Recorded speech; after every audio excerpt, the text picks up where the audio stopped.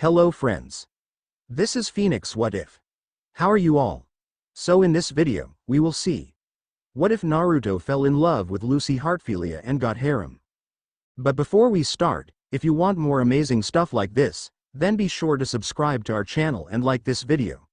Also, if possible, share this video with your friends. Now, without wasting any more time, let's begin the story. I've never even heard of what you're asking for, platinum summon discs. Are you sure you're not just trying to waste my time? The aged shopkeep stared questioningly at the blonde man in front of him.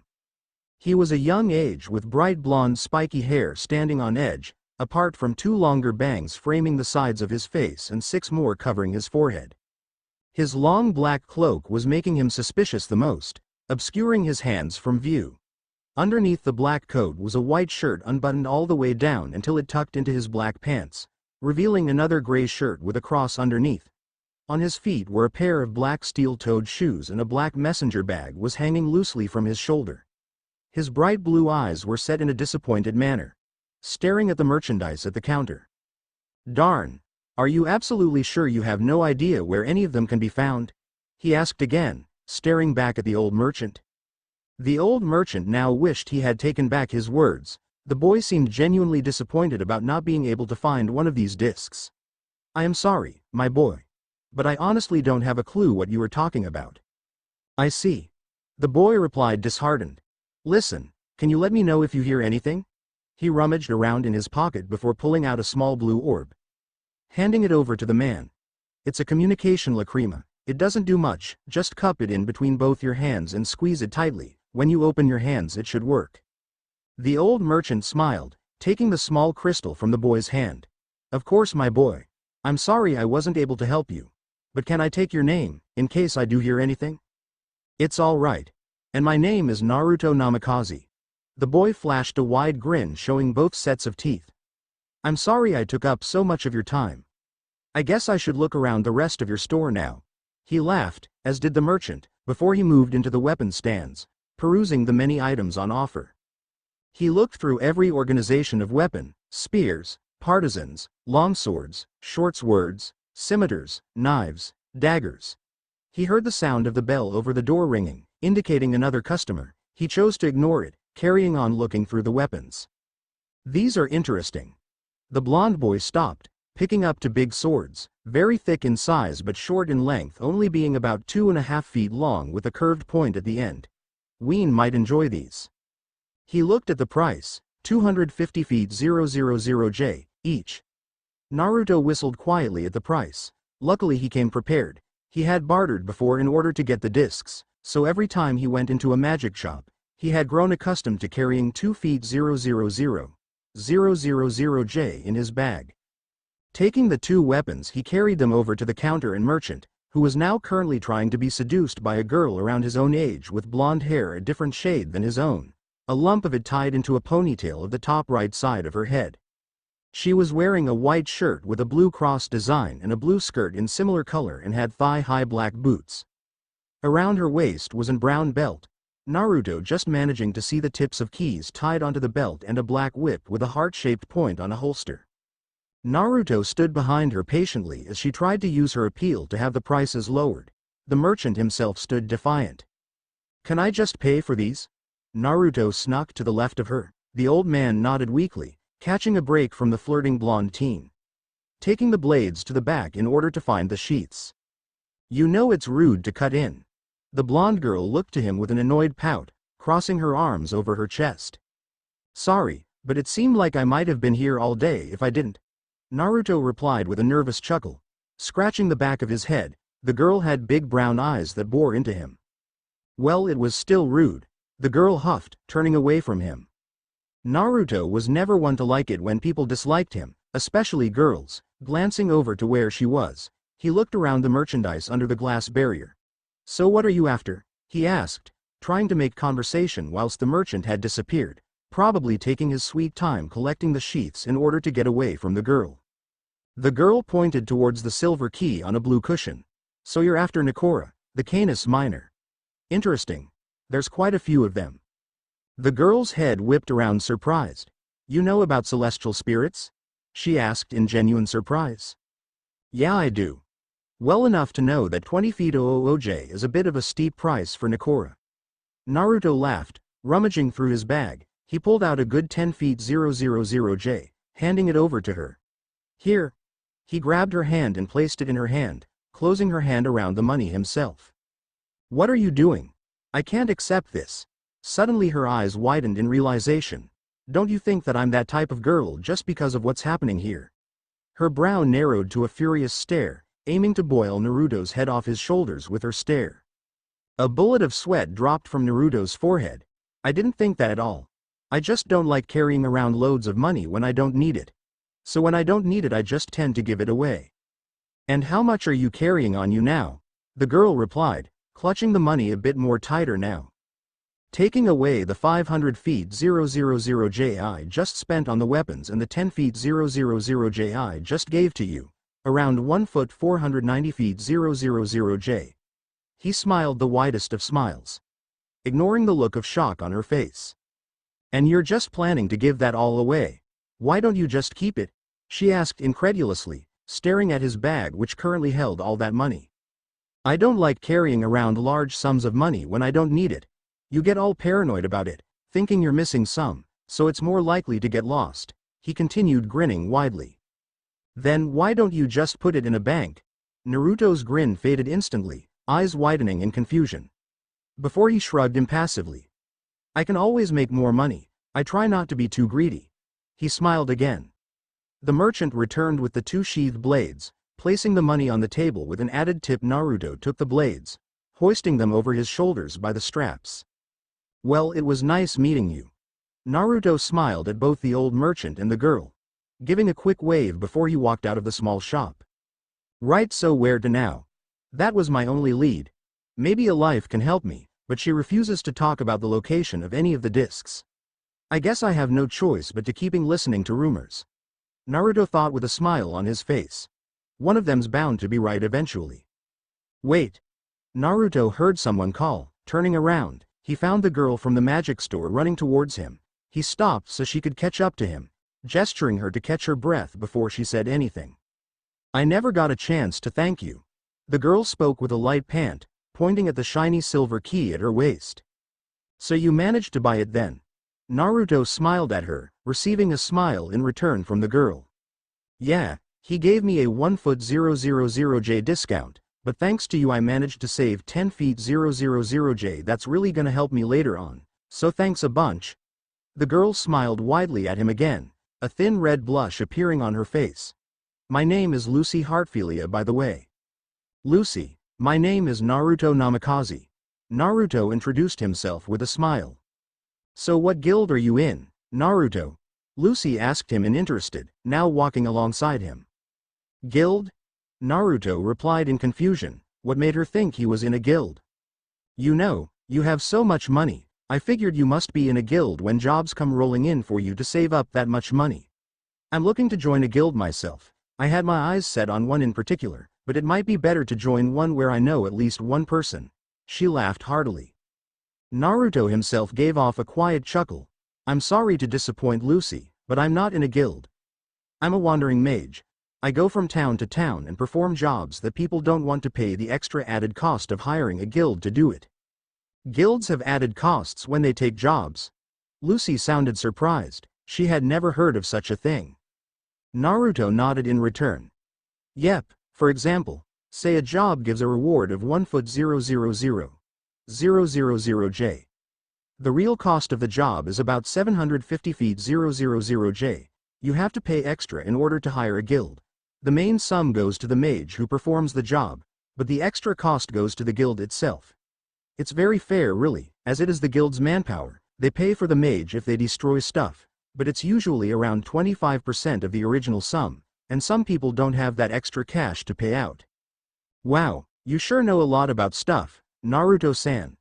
Lucy looked at him mesmerized. He was smart and kind. So do you enjoy traveling around all the time? Absolutely. Naruto grinned widely at her. You get to experience so much, and the danger around every corner keeps you on edge all the time. It's really exciting. The danger bit put me off a tad. A blob of sweat dropped from Lucy's face, looking disbelievingly. So anyway, If you were after Nakora, you must be a spirit mage, yes? The blonde boy asked her. What ones have you got so far? Well, I have 3 gold keys and now I have 3 silver keys. Lucy didn't want to give too much away so easily. What about yourself? You must be a mage if you were in a store like that.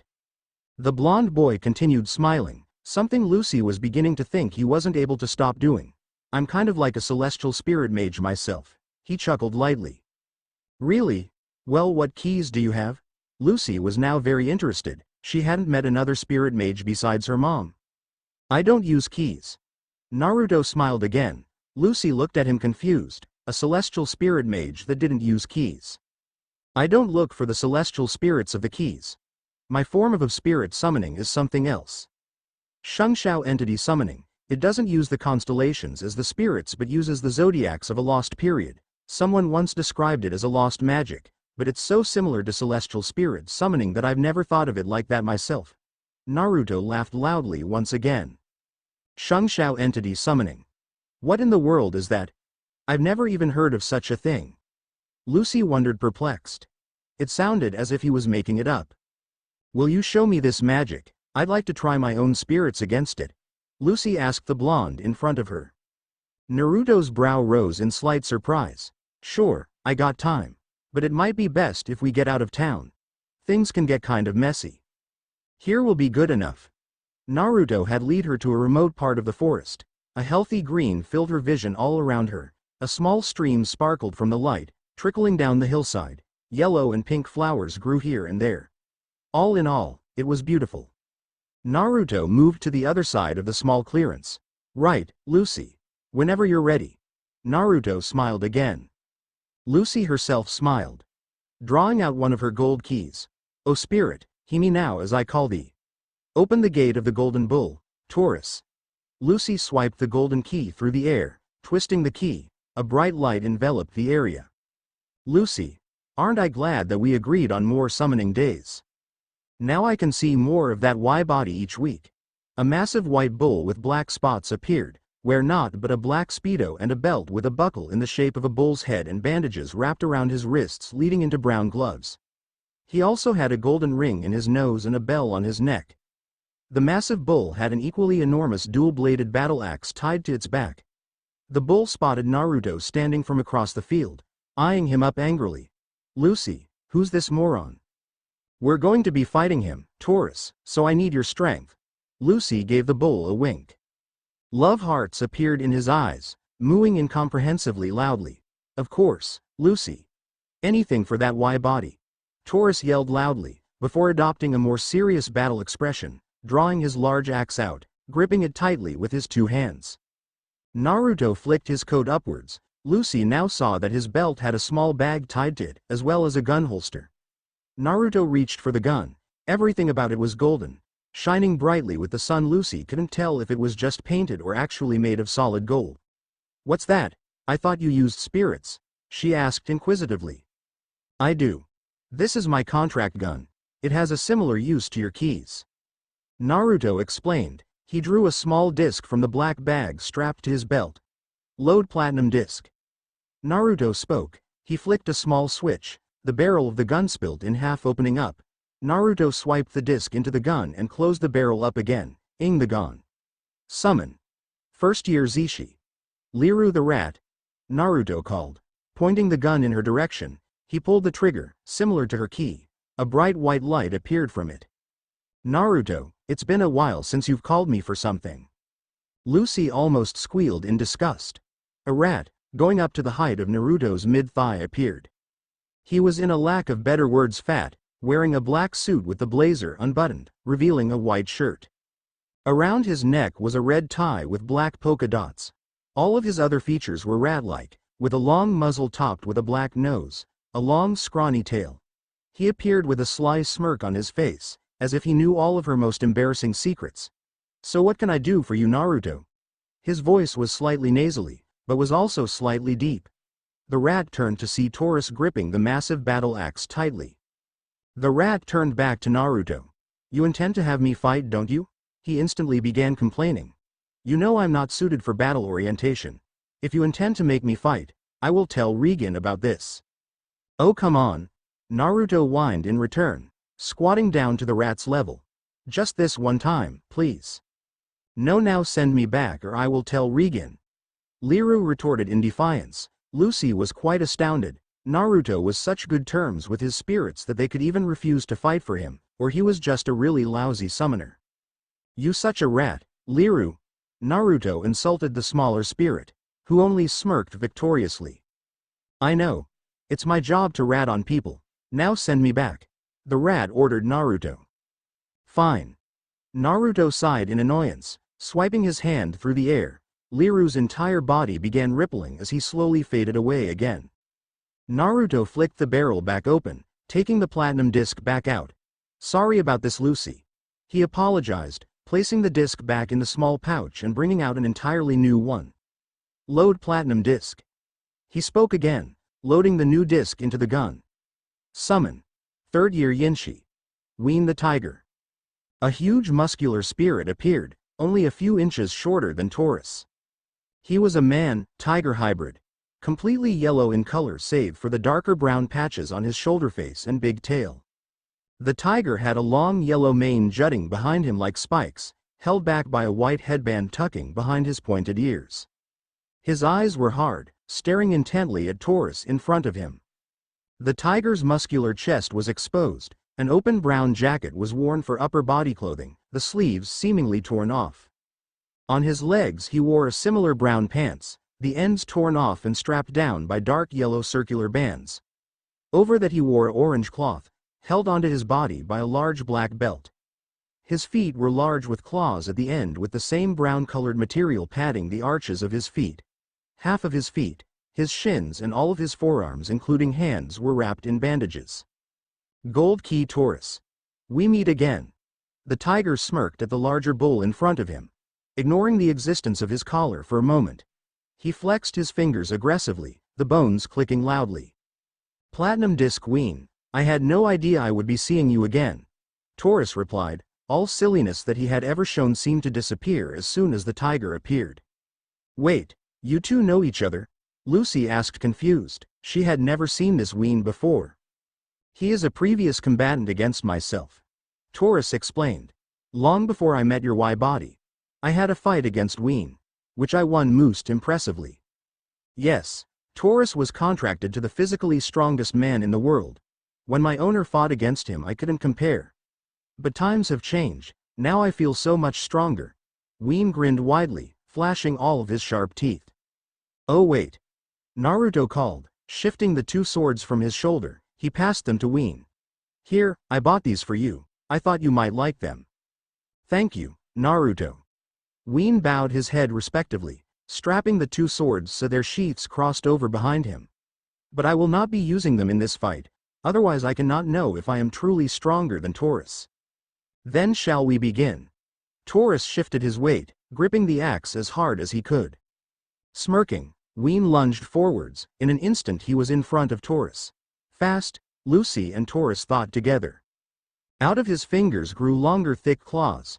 He slashed them furiously across Taurus' chest. Wean landed with his palm touching the ground. His leg exploded into the recently attacked chest of Taurus, blasting him into a nearby rock. The stone crumbling under the huge impact. And strong as well. Lucy stared at Taurus' near unconscious form. With just 2 attacks Wean took down the massive bull, and he did it with ease. Taurus, you are not as strong as you used to be. Wean looked disappointed at Taurus. The strength of the spirit rivals the strength of the owner. Naruto is by far one of the strongest people I have ever known. Make sure your owner trains herself as well. I will fight you when you are of a higher form. Even Win's very words were powerful. Lucy, I must go back now. I have never felt more ashamed of myself. Am I unable to protect your Y-body? The injured Taurus asked himself as he dispersed back to the spirit world. Naruto, I take my leave as well. Wean gave another bow of the head before dispersing in a similar manner to Liru earlier. Naruto opened the barrel again, taking the disc back out the barrel before snapping it shut, placing the gun back in its holster. He approached the disheartened Lucy carefully. Lucy, are you okay? Yeah, I'm fine. Lucy gave something Naruto could notice a mile away, a fake smile. Is it true, is Taurus weaker because I am not strong? Lucy asked herself. Win's words hurt Taurus, she could tell, but the words hurt her more. Let's go back and get some food, she suggested. Naruto, not wanting to hurt her further, agreed without hesitation, both making their way back to the port town. The two mages made their way through the streets in silence, both unsure of what to say. So, those discs. That is a very interesting form of summoning. Lucy spoke quietly, finally breaking the tension and silence. Naruto's eyes widened slightly. Rummaging through the small pouch, he drew one disc. Upon closer inspection, Lucy now saw that on one side of the disc there was a black and white picture of a tiger. On the other side there was a symbol she could only assume meant tiger, slightly indented into the metal of the disc. These are the 12 platinum discs, the rarest of all entity summoning discs. Actually, apparently these 12 are the only discs for entity summoning. I've never found another type. Naruto explained, putting the disc back into the small pouch on his waist. So how many do you own? Lucy asked with slight more interest now, but was still very disheartened. Only 4. Naruto sighed in disappointment. They're really hard to find, and Ween is the only one I own that is specifically battle-oriented and will listen to me completely. I see. Lucy was about to continue when they were interrupted by squealing girls rushing past them, screaming something about the salamander being in town. Salamander? Lucy thought, confused until her mind clicked. Salamander of fairy tale. He's the only one with that name. He's in town. I've never seen his face before. But there's so many stories about him in Sorcerer's magazine. Lucy had now regained her happiness, darting off in the direction all the women were going. A left behind Naruto sighed before jogging after Lucy. Something didn't seem right about all this. Following Lucy through every twist and turn of the streets, he eventually found her among a group of girls clamoring around he could only assume was the salamander. The girls had all been silenced, staring at a pink-haired boy with a blue cat. The boy was suddenly punched out of the crowd by the women, knocking him flying. Naruto approached the crowd, making his way through. He found a man with blue hair and tattoo on his face, a familiar face. I know you. You're not the salamander, you're... Well, I have to take my leave now. He was cut off by the salamander, who flew up into the air with purple magic, but not without giving a court wink at Lucy in particular. I hope you all consider my offer of joining me for a party on my boat at the port. He laughed as he flew into the sky. Lucy began retching in disgust. I can't believe I was fooled by Charm's magic. She continued retching as the crowd dispersed. As soon as you said he wasn't the salamander, it wore off on me. The other girls must not be mages to notice or something. Come on, Lucy. Naruto dragged her by the hand, leading her in the direction of where the pink-haired boy went. I need to find something out. Naruto had dragged her along to find a pink-haired boy and his blue cat. Inviting them all to a meal, they sat whilst the rosy-haired boy devoured all the food placed in front of him. So how did you know he wasn't the real salamander? Naruto asked the boy as he wolfed down food. Because I am looking for a salamander. Well, he's not a salamander. He's a dragon by the name of Ignil. Do you know him? The blue cat, Happy translated the words mumbled by the rosy-haired Natsu as he spoke with a mouth full of food. Why would a dragon be in town? Lucy spoke astounded. This guy was weird. Just a rumor I heard. Happy translated again. Lucy, she turned when Naruto called her. That man is dangerous. You should not approach him for any means necessary. His name is Bora. He was expelled from Titan Nose Guild for illegally selling girls as slaves. Lucy's eyes widened in shock. Well, what do I do? It looked like he focused on me. Lucy yelled in a well-deserved worried tone. Stay by my side. Naruto smiled at her confidently. I won't let him anywhere near you, that's a promise. And I never go back on my promises. A red mist spread across Lucy's face, her heart beat furiously. Stay by his side. Are you a couple? Happy spoke for himself. Both Naruto and Lucy went bright red. Sweating badly, they shook their heads in unison. No, just friends is all. They spluttered out together. They remained in silence as Natsu ate all the food.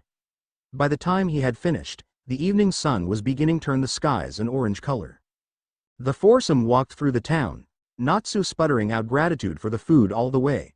As they approached the harbor, where Naruto was planning to sail from, Bora appeared on his purple carpet. Ah, I'm glad I found you. I spotted you in the crowd earlier and was hoping to offer you a last-minute invitation to my party. Bora spoke confidently, unawares they know the truth about him. Go away please. Lucy spat out, turning her head away in disgust from him. I see from your keys that you are a stellar spirit mage. Perhaps then I can offer you a place at my guild. Fairy tale. All we have to do is return to the party to fill out the introduction details. The fake salamander smirked again. Naruto noticed how Natsu tensed up upon the mention of fairy tale. Leave now. He spat out himself. If you know what's good for you.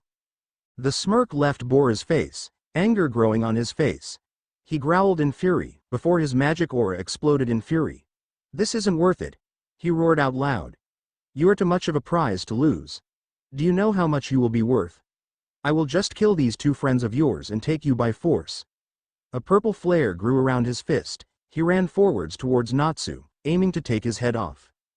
Natsu caught the fist easily. This is weak. Natsu spoke darkly. Such a weak person using Fairy Tale's name for dastardly purposes. Using my guild's name. Natsu's eyes widened. He threw Bora at the boat his party was at. Bora crashed through the wood. Karyu no Hoko. Natsu roared a massive amount of fire from his mouth, blast the boat up in flames. He shook his head wildly in victory over Bora. Naruto smirked at the scene in front of him. The real salamander of Fairy Tale. Amazing, but... Lucy stared at the scene in front of her as well. Are you taking it a bit too far? She screeched. In his victory roar Natsu had destroyed half the port. Someone help. Call the Rune Knights. Screeches were heard as people evacuated the burning boat and houses. Rune Knights began flooding the scene. All target Natsu, Naruto and Lucy. We got to go. Natsu panicked. Grabbing Lucy by the hand he darted off away from the Knights, Naruto following behind him. Where are we going? Lucy screeched as she was dragged through the air. You want to be a member of Fairy Tale, right? Well, how would you like to join? Natsu continued running, yet looked towards her and grinned. Both of you. He then turned to Naruto. Me, join Fairy Tale. Naruto thought suspiciously. He had never remained in one place for too long. Perhaps it was time that he finally found a place to call home. All four of them smiled as they ran towards Fairy Tale, towards new friends, towards new adventures. So this is Fairy Tale. Lucy gazed around the room with amazement. The guild was filled with laughter and happy faces, each person chattering away to another without a care in the world. Similarly, Naruto gazed around the room as well. So this is Fairy Tale. He looked around. It was louder, louder than he had become accustomed to. He was so used to traveling in silence from place to place he forgot how loud a group of people could actually be. Excuse me, hello. A pretty white-haired girl with a red flowing dress waved them over to her. Are you new members? Natsu screamed something about it just a moment ago. Sure enough, Natsu had entered a brawl with a large man with white hair and a black-haired boy, screaming at Lucy and Naruto to come back him up. Sighing, Lucy and Naruto ignored him, making their way towards the girl frantically waving her arm. I'm Mirajan. I look after all new applicants when the master is busy. She smiled cheerily at the two of them. Naruto nodded in return, however Lucy could no longer contain herself. I can't believe I'm meeting Mirajan. The cover girl of Fairy Tale.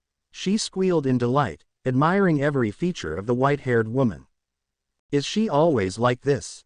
Mirajan asked Naruto, laughing nervously at the blonde girl's admiring stare. I wouldn't know, I've just met her. Naruto replied honestly with a shrug. But her name, Lucy Heartfilia. It sounds so familiar it's almost scary. I know who Heartfilia is, but Lucy. So you want to be members, let me just find the application forms. Mirajan rummaged underneath the bar counter, before bringing two forms and 2 pens out, placing one of each in front of the two blondes. Naruto picked up the pen and browsed over the top of the application. Name: Naruto Namikaze. Age 17. Likes: traveling. Dislikes: stillness, magic, Shungshao entity summoning, Rasen, flash step.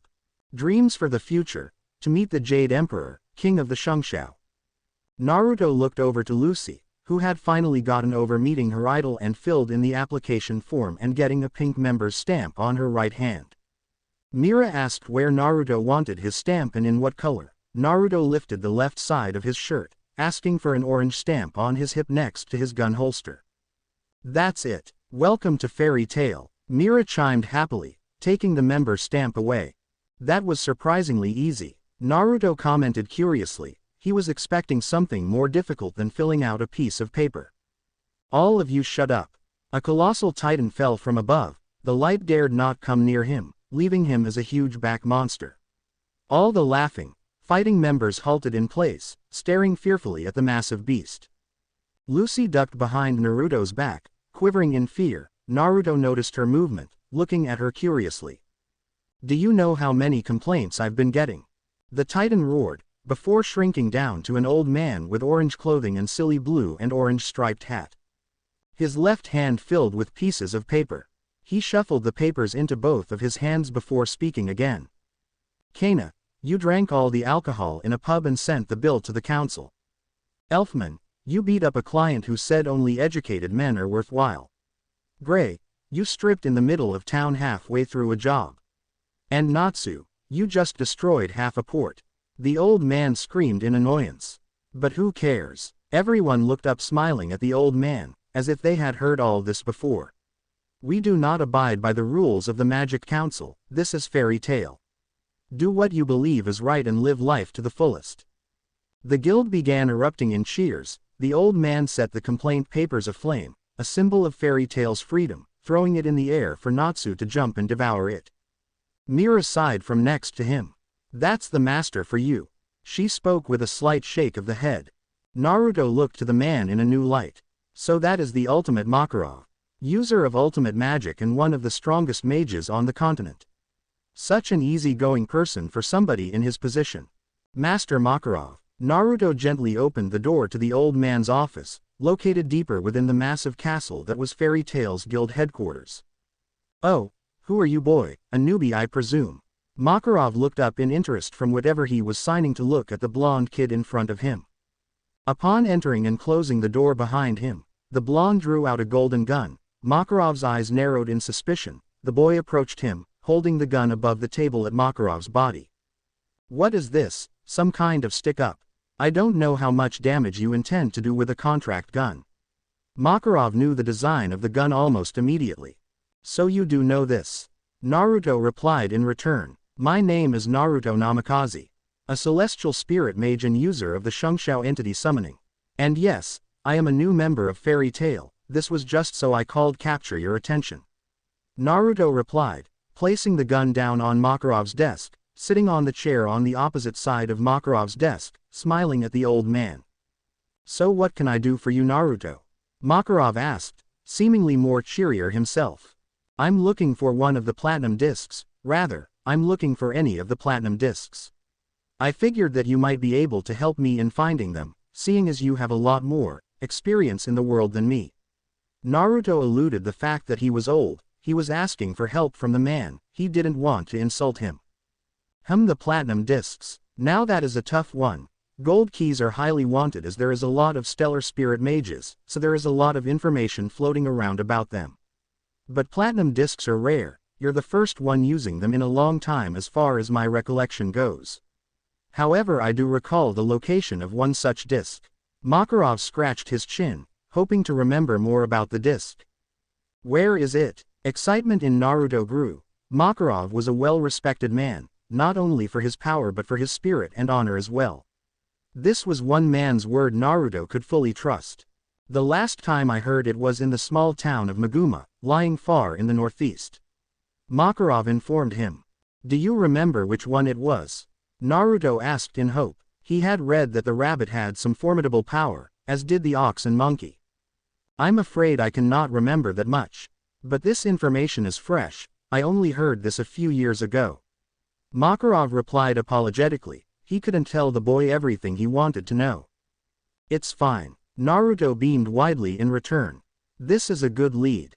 I'll head to Meguma immediately. So I'll be off now, master." Naruto waved a small goodbye before he took towards the door. "Wait," Makarov called behind him. Naruto stopped his movements, staring back to the old man. "At least take a job in Meguma, then you have an actual reason to go there. It will benefit everyone involved, not just yourself." Nodding, Naruto took off out of the room back towards the guild hall. He couldn't waste any time, he needed to find a job to Meguma. Naruto moved hastily towards the job notice board. He didn't want to waste any time. Someone else could come and take the only job to Meguma before he even got there. I'll have to ask Lucy to come along with me. Naruto smiled. He enjoyed hanging out with Lucy, despite only just meeting her. Her smile was warm and kind, and her mood swings of happiness to disbelief were fun to witness. But as he arrived back in the main hall of the guild, he found that the blonde girl was nowhere in sight. When he had left earlier, she was being bombarded with questions by a girl with wavy blue hair who stood with two larger guys. Puzzled, Naruto approached Mira at the bar. "Mira-san, do you know where Lucy is?" he asked inquisitively. "Oh, you must be really protective of her. Lucy sure is lucky to have a guy like you around." Mira chimed happily, giggling at Naruto's flustered look. "Only kidding. Lucy actually left a few minutes ago with Natsu and happy on a job. She will be back in a few hours if you're willing to wait." "I don't have hours to wait," Naruto replied inwardly. He had to make sure that this rumor was true or not. He couldn't afford to waste time. "Sorry Lucy, but I have to go." "But at least you're in safe hands with Natsu." "No, it's fine. I'm not her personal bodyguard or anything. She can take care of herself." Naruto smiled in return to the white-haired girl. He moved over to the notice board, his eyes scanning through all the missions available. Help prepare for the arrival of a foreign king, get rid of a demon, check a haunted house, bandits, demon, bandits, preparations, bandits, bandits, bandits. Naruto pulled on his hair in frustration. Gah, is there one job that doesn't involve bandits or mundane tasks? He looked towards the notice board again, his eyes locking on to one in particular. Naruto did a double take on the notice. This could be it. He leaned forward to read the fine print better.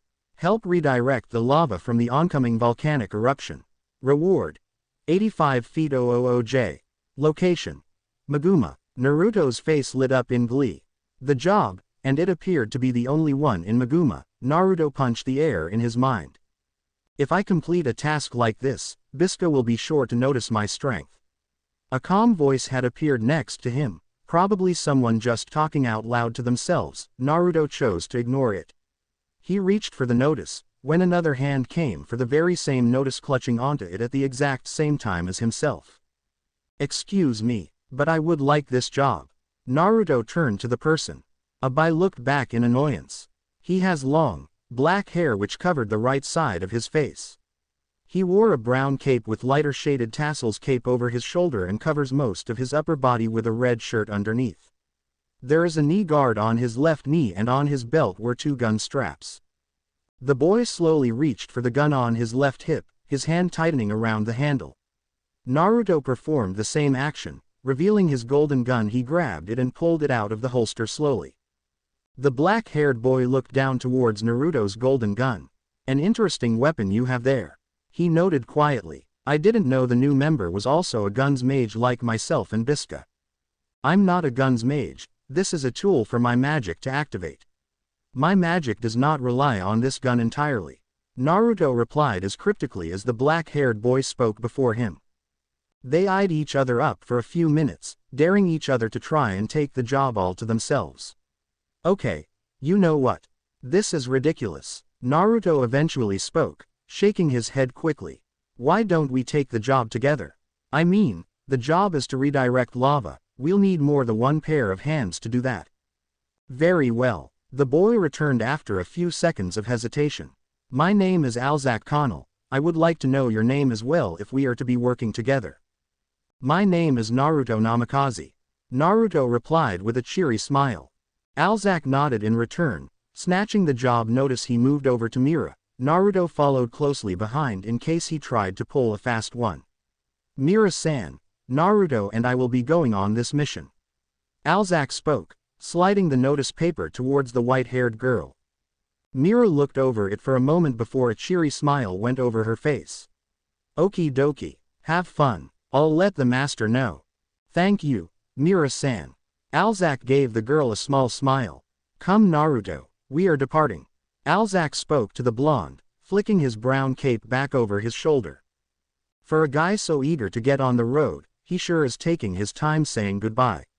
Naruto mentally sighed. Looking back over his shoulder, Alzack was still speaking to the green-haired cowgirl, giving her a farewell and engaging her in a friendly chat. I don't have time for this. Naruto screamed in his mind. He couldn't go over and force Alzack away from his friend, but he could at least hurry up. He needed to get to Meguma right away. Naruto's mind clicked as his eyes opened wide. Where is Meguma anyway? He stared questioningly at the road ahead. I'm sorry for making you wait so long. Alzack appeared next to him, rubbing the back of his head sheepishly, a small blush from his previous conversation still lingering on his face. He stopped all movement when he realized that his blonde companion was not paying any attention. Naruto. Alzack, do you have any idea where Meguma is? Naruto mumbled out, not looking towards his direction. No, Alzack admitted. He had been so prepared to undertake this job, he didn't bother looking at the location. Now that he thought about it, he had no idea where Meguma was. Naruto sighed. Well, the first thing to do is find out where we're going. He stated the obvious, drawing his golden contract gun and a platinum disc. Alzack watched the blonde load the disc into the gun. What do you plan to do? He asked curiously. He had never seen a gun being used like this before. Activate my magic. Naruto's eyes flicked to the road ahead. Load platinum disc. He pointed the gun directly in front of himself. Summon. 6th year Sishi. Alive the snake. A bright light flashed, temporarily blinding Alzack, who saw that Naruto remained unflinching to the bright light, probably already having become used to it. As the light faded, Alzack could hear a distinct hissing sound. It was quiet. Oh, Naruto, it's been a long time since you have summoned me. I told you before, I won't be supplying with you on information about the other Zodiac whereabouts. A feminine voice hissed coyly, a slight chuckle to its hissing. Alzack turned to face Naruto. A large bright Amazon green snake with an eggshell white underbelly had coiled itself around Naruto's body, its head resting near Naruto's, its tail, tipped with a white rattle curled around Naruto's leg. Alzack saw it had the most piercing slitted yellow eyes imaginable. Surprisingly, the snake had 2 arms which were currently both preoccupied. In its left hand was a bright red apple which the snake took small bites off of constantly. Its right hand gently and consistently brushed the side of Naruto's hair, loving the feeling as if his hair was made of cloud. So, what can I do for you? The snake hissed in a female voice, munching on its red apple. Alive, can you tell me where the town of Meguma is? Naruto asked in a very respectful tone. Naruto knew the snake's temper, which once boiled caused disastrous results. Meguma, let's see. The green snake closed its yellow eyes. When not taking bites from its apple, it hummed in a pleasant tone. The rattle began shaking wildly, growing faster and faster until the snake's eyes shot back open. A snake-like smile grew on the snake's face. Meguma is that way, the snake replied finally, turning Naruto's head in the direction of the town, all the while stroking his hair. Very far, it is. Set on the side of a volcano. A good week's journey by foot. However, there is one train that makes a voyage there once every 3 months, luckily you should be able to catch it from Magnolia today. Other than that, the easiest way to travel is by flight. Ah, but you and Regan are not on very good terms. So that option is cancelled out. Alife finished sadly, taking a bite out of her apple as she patted Naruto's hair. The snake looked at her apple. It had been completely eaten save the core, stopping for the first time since Alzack had seen her. Her right hand moved off Naruto's hair. She snapped her fingers quickly. Suddenly the flesh of the apple began returning, as if the apple were going back in time, returning to the time it fell ripe from the branch. Alife took a new bite from her recently renewed apple, already continuing with stroking Naruto's hair. There is also a ship that regularly travels around the continent from the port town and arrives up near Meguma, but that is a 2-month journey, not something I think you'd want to do, huh Naruto? The green snake giggled almost schoolgirlishly. So we need to get the train now. Come, Naruto, Alzack commented. Alife's yellow eyes darted towards Alzack, leering into his very soul. And who is this one? Alife hissed out angrily. She did not like the tone in which the black-haired boy spoke to Naruto. His name is Alzack Connell. Relax Alife, he's a friend. Naruto responded immediately. His voice was soothing, as if trying to calm the snake down. "Friend, we shall see." The snake formed a sly grin. In an instant she had jumped from Naruto's body, slithering her way quickly to Alzack, coiling herself tightly around his body, bring her head to glare into Alzack's eyes at point blank.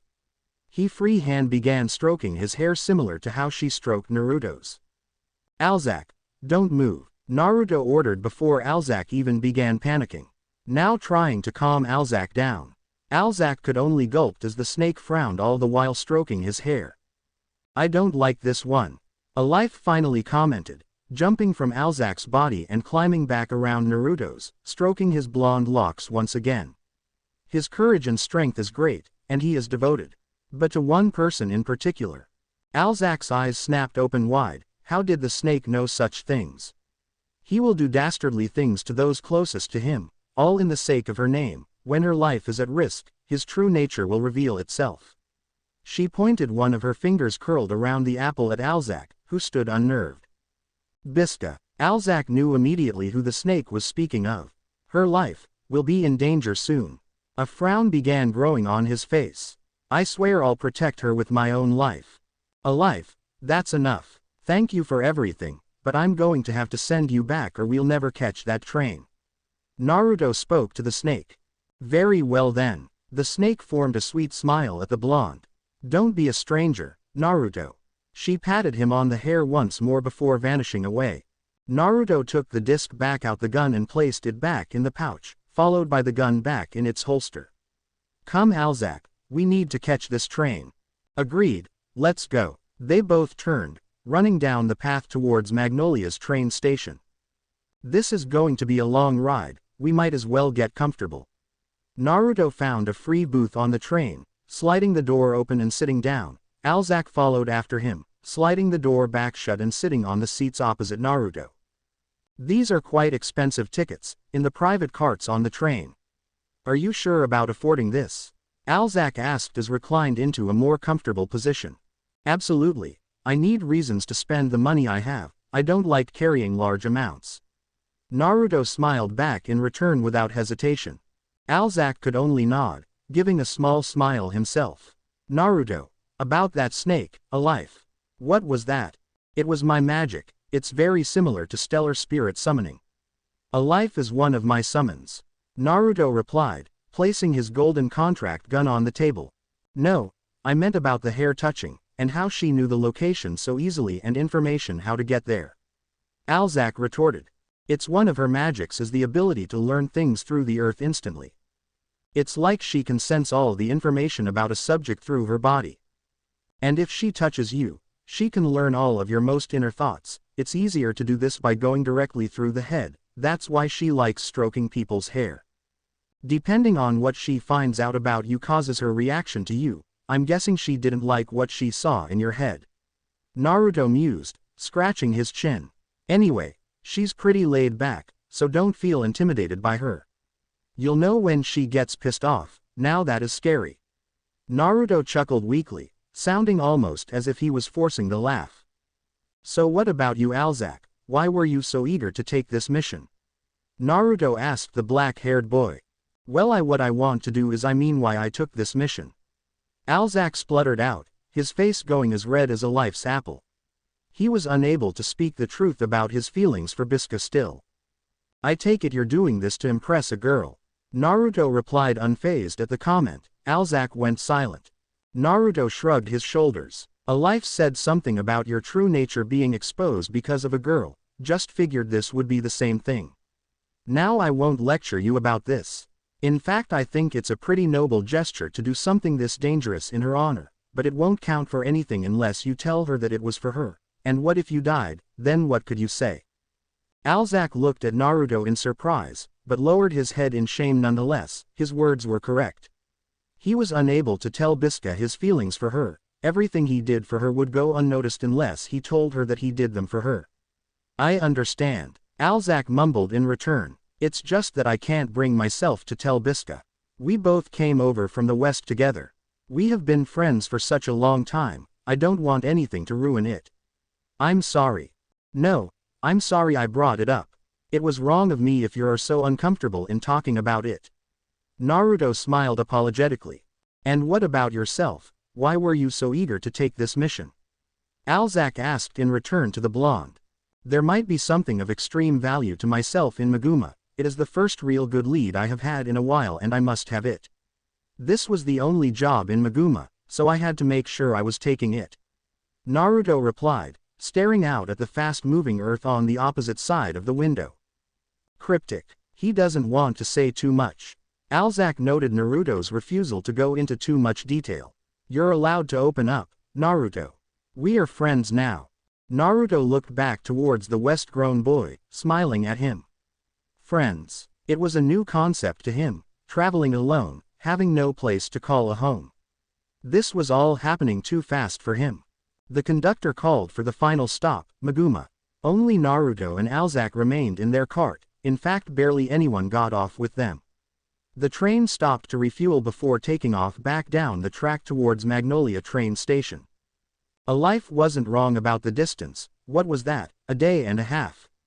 Naruto groaned out as he stretched his back, leaning back to get the kinks out. Yeah, almost 2 days. Alzack returned, clicking his neck.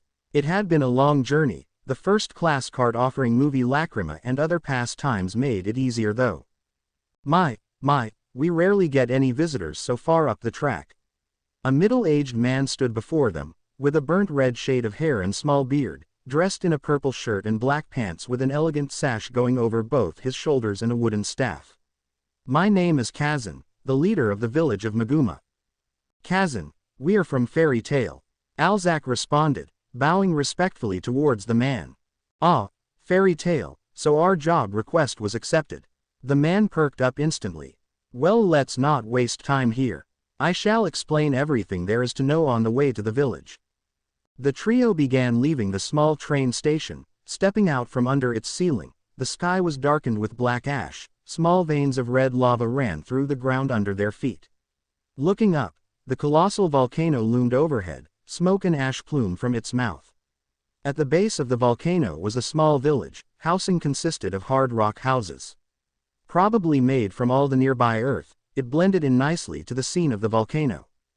The volcano erupts annually, and in our village it is a joyous and festive time. The earth left behind is highly fertile and plants and crops grow quickly. Our barriers are good enough to stop the lava hitting our village and redirecting it around it, leaving the ground around us fertile for agriculture. Kazan began explaining as they neared the town. So what seems to be the problem? Sounds like you've got everything pretty much sorted. Naruto asked, seeing the towering walls surrounding the village.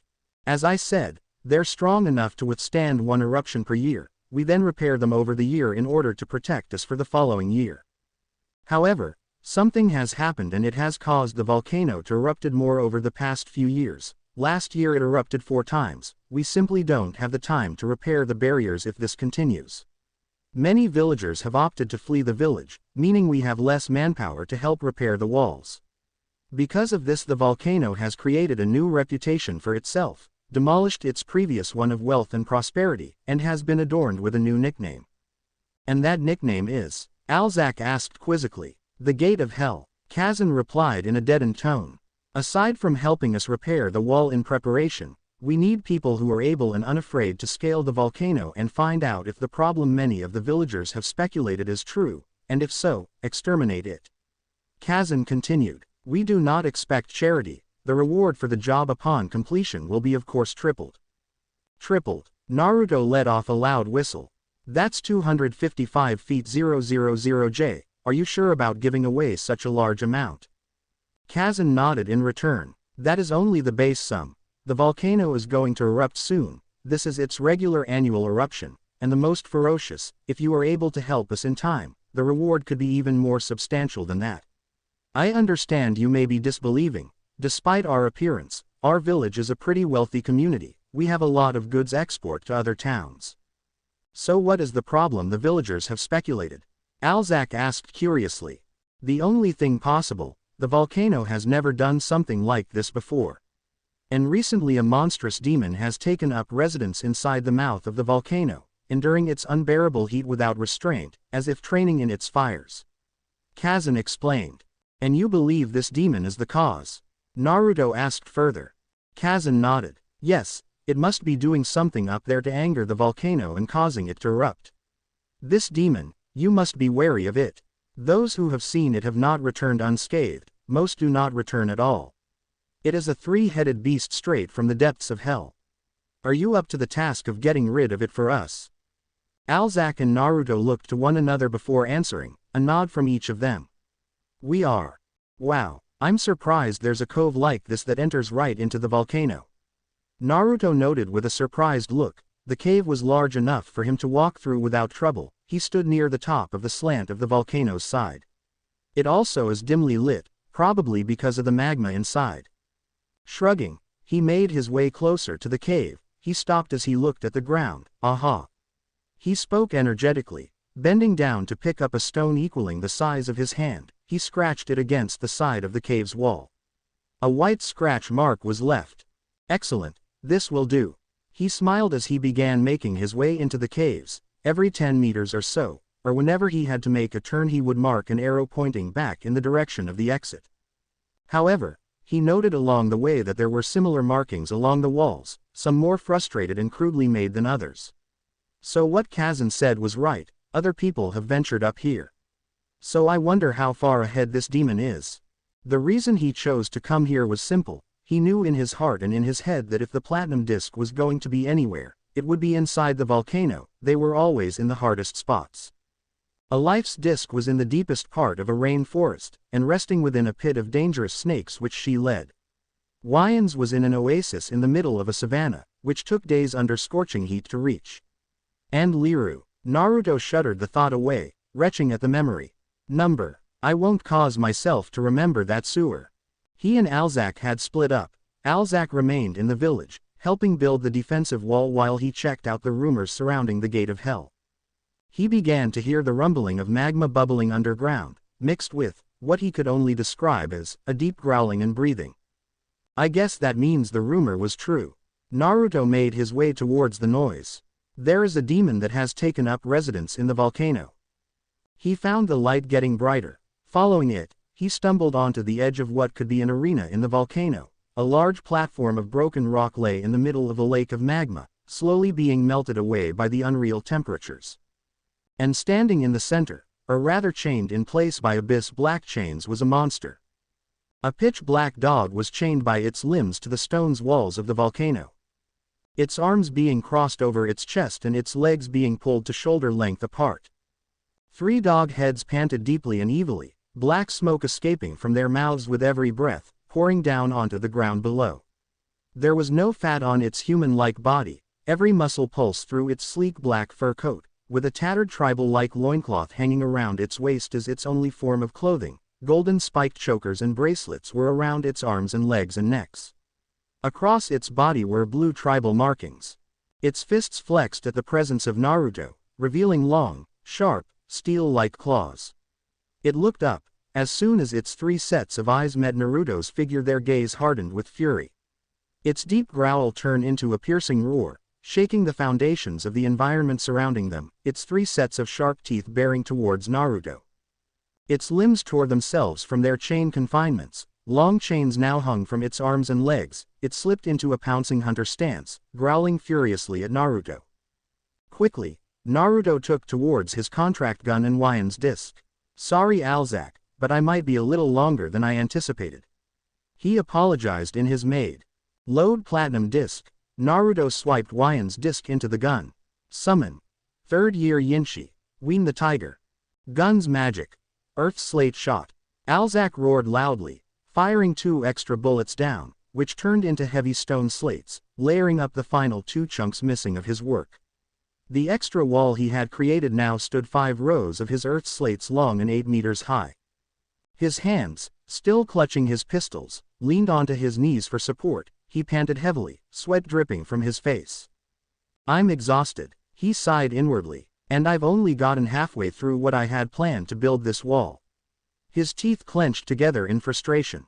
I wanted to prove I can be as brave and strong and dependable as Naruto, Natsu and Gray. But am I even at their level? You want to go on a job, Alzack, with me? His eyes flashed open wide as her words flooded back into his mind. I think you're going to be one of the strongest mages in this guild. I can't wait to see you become S-class. That's right. Determination began building back with him. Suddenly he didn't feel as tired anymore. Biska believes in my strength. If I can't even build one wall, how will I ever accomplish my dreams?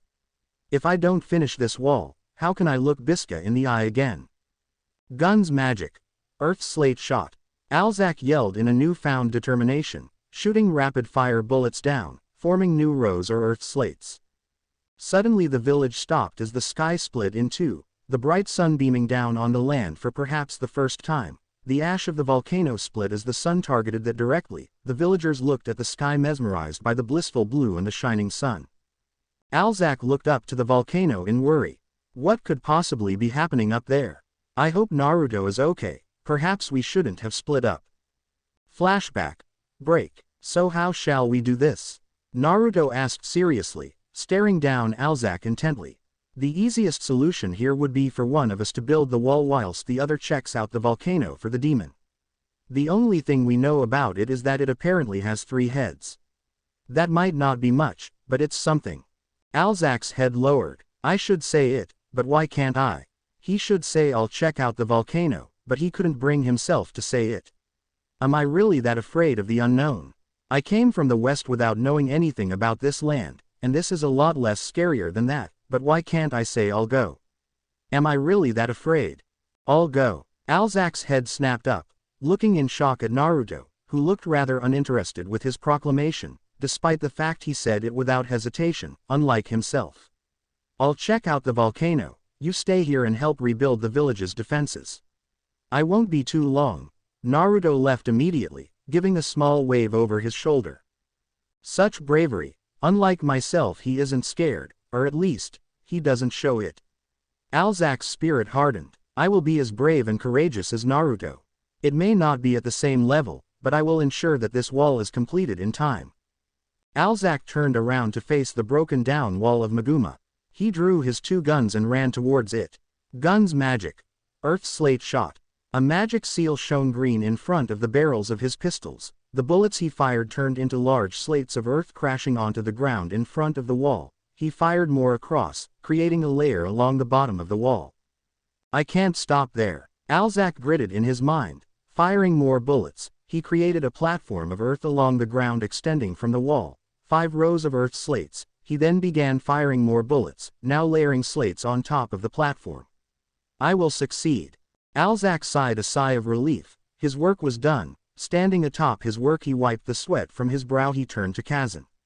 There. I added 10 layers of my earth slate around the sides of the village and it is 10 meters high. I have even put seating areas on the top so you can watch the eruption take place now instead of waiting behind the wall. Kazan inspected Alzack's creation, large enough for to walk on it easily. Amazing, he mumbled under his breath. This added wall is infused with much denser stone, so this could last up to a decade, plus you have created a tourist attraction by people being able to view a volcano erupting. This is exquisite and an unnecessary added feature you have bestowed upon us. There will most certainly be a bonus in your pay. Kazan chimed happily at the end, pleased with Alzack's work. This village, it has no morals when it comes to money, they just seem to want to throw it away. Alzack sighed inwardly. This village was incredibly money-oriented, but his job was to build a wall. He didn't deserve extra for doing his job. Everyone turned as an explosion was heard. Magma burst from the top of the volcano, only a small amount, perhaps just a build-up to the actual event, but ash and earth blew from the tops of the volcano and from holes in the side. Alzack noticed one such item being hurled towards them, firing through the air. It crashed down hard on top of the wall, only slightly cracking the top of what he had spent all day creating. As the smoke cleared around the object, screams of horror erupted. Go and fetch assistance quick. Alzack shouted at the villagers. It was not a lump of earth that struck the wall, but Naruto. Beaten, bloody and burned. His eyes were lifelessly open, his mouth hung agape. It was safe to say he was unconscious, but he could be dead. Alzack hurried towards him, smoke still creeping off his body. He checked for even the smallest pulse. There was, faint as a whisper, but certainly a pulse. Villagers came with a makeshift stretcher to hoist him onto. as they gently picked Naruto up, Alzack noticed, despite being unconscious, Naruto's left hand was tightly enveloped around something. Peeling his hand open, to take whatever he was clutching onto for safekeeping, he found a small disc. One of his summon discs. Alzack noted, on one face it had the symbol for dog, while on the other was a picture of the very same animal. So Yiro finally managed to break free from my spell. A voice spoke quietly to themselves from the rim of the volcano. Watching the lava pouring down the sides of the earth, the village had created a durable enough wall to last a good few more years thanks to that cowboy mage. A shame really, having my dark magic course through Yiro's body into the volcano and cause it to erupt more violently was fun and all, but it appears I may have to move on, besides. His gaze shifted to the small hut where the blonde boy was located in. Even from the distance, he could see it, he could smell it. Naruto Namikaze, I smell rat on you. Standing up, he readjusted his black blazing and readjusted his tie and top hat. His body began fading slowly, as if fading out of this world and into a murky mist. At least now I know who my target is, we'll see each other real soon, Naruto. Naruto's eyes snapped open, his chest heaved up and down rapidly, his upper body shot up as he scanned his surroundings, trying to figure out where he was. Naruto, calm down. Alzack jumped to hold onto the blonde's shoulders, restraining him from moving too much. His body was injured too badly to move yet. You're back at Meguma, you're badly injured, you must calm down. Naruto continued looking around, his eyes darting to a small mirror to the left. Sure enough, he was in a bad, his body covered in white bandages, only his face and the top of his hair visible. His usual bright eyes, darkened with tiredness and purple bruises, snapped open, searching around his person for something. Where is it? Naruto flew into a rage, screaming the repeated question. He grabbed Alzack by the collar, pulling him so they were face to face. Where the hell is it? He screamed right in Alzack's face, glaring wide-eyed directly in Alzack's startled ones. You mean this? Alzack shakily opened his hand, revealing the platinum disc he found in the unconscious Naruto's hand. I've been holding onto it for safekeeping. Give me it. Naruto snatched it from Alzack's hand, pushing him away at the same time. Alzack crashed onto the floor, wincing slightly. He looked back up at Naruto's, who was gripping the disc tightly in both hands. I've never seen someone more obsessed over something, not even Natsu's that obsessed about finding Igneel. Alzack stared as Naruto stroked the disc a few times. I'm sorry, Naruto apologized quietly, but you have no idea what I went through to get this. I see, Alzack mumbled. That made sense. Naruto's obsession over the disc and his injuries, he might have gone through hell to get that disc. What happened up there? Was there really a demon? Naruto nodded, holding up the disc to Alzack's horror. That disc holds the demon. He spoke in alarm, but remained quiet as to not startle the villagers. Naruto looked down at the platinum disc in his hands. In a way, yes. The demon in the volcano was actually one of the Shungshao spirits, however he was under an evil curse, which he has now been freed of. I guess I may have to explain in more detail. Load platinum disc. Naruto swiped Wyan's disc into the gun. Summon. Third year Yinshi. Wean the tiger. Naruto. I am ready to fight. Wean appeared confident, cracking his knuckles, however his body froze as soon as he saw the demon, staring into its eyes. I see, he noted. That's quite a complication. What is? Naruto asked curiously. Wean noticed something instantly that he himself couldn't see. There is a dark magic coursing through the body of that beast. It's being funneled into the volcano, aggravating the magma and its pressure causing it to erupt more violently. Wean explained. But more importantly, and perhaps more dangerous, is that the beast itself is the 11th year Zushi, Yiro the dog, who went missing 2 years ago. What? Naruto yelled, turning to the beast in astonishment. That's one of the Shungshao spirits? Naruto asked in an unbelieving manner. Wean only nodded in return. It is, however Yiro has been possessed by an evil curse, he appears to not even be in the right mindset, and this mutation on his body, it is not his true form. Wean flexed the muscles in his arm, preparing for the fight. Naruto, I ask that you step away from this fight, it will more than likely not end well.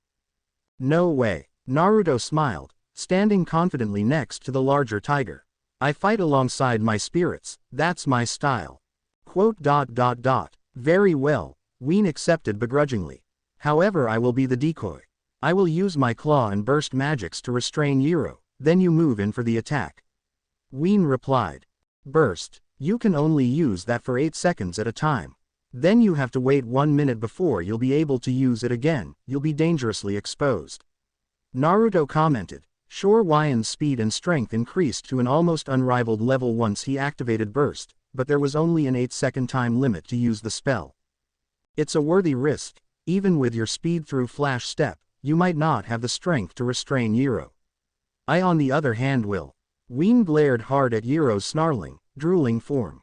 We begin now, Ween shouted. All the muscles in his body seemed to tense, and wall of air exploded off of him, the ground cracked and crumbled under his feet. Burst. In a second he was gone, not but an enormous crater of destroyed earth was left where he was stood. Naruto looked over to the snarling dog, unprepared at Wyan's speed, received a crushing blow from overhead on the middle skull. Ween followed quickly. Claw. Iron Maiden, he shouted. Wyan's second magic, giving him the ability to grow bone claws from any part of his body to any length he thought of. Giving him unbelievable diversity in fighting an opponent, especially when using it with Burst. Hundreds of spikes, all roughly 3 inches long, protruded from Wyan's skin, covering his torso and arms. Within a second he was behind Yiro, wrapping his huge arms around the dog demon's body, clamping them shut and trapping his arms down, the spikes digging into the black fur. Now Naruto, Ween screamed. Naruto nodded. Flash Step. Sky soaring leap. Channel his magic. Naruto disappeared, reappearing above both Yiro and Ween. There it is. Ween recognized the magic. Flash Step. The only magic I have ever lost against in terms of speed. But mind you, it's pretty difficult to beat a teleportation spell. Get ready to move, Ween. Naruto shouted. He extended the digits out on his left hand, stretching them apart. Small blue spheres began growing at the end of each finger, barely bigger than a golf ball. The blue spheres spiraled around madly. Rasen. Tama. Naruto roared. The spheres shot from Naruto's fingers like bullets, shooting down towards Yiro. Ween held steady, releasing his grip on Yiro at the very last minute, dodging the attack and leaving Yiro to accept the full brunt of it. Each sphere was like a miniature explosion mixed with a tornado, spiraling uncontrollably and expanding once they met a target. The demon dog was completely covered in smoke from the attack. It grunted in pain as the attack struck, exploding on its skin. Naruto and Ween landed safely on opposite sides of the arena-like platform on the lava, Yiro still standing in the middle. And there is his second magic, Rasen.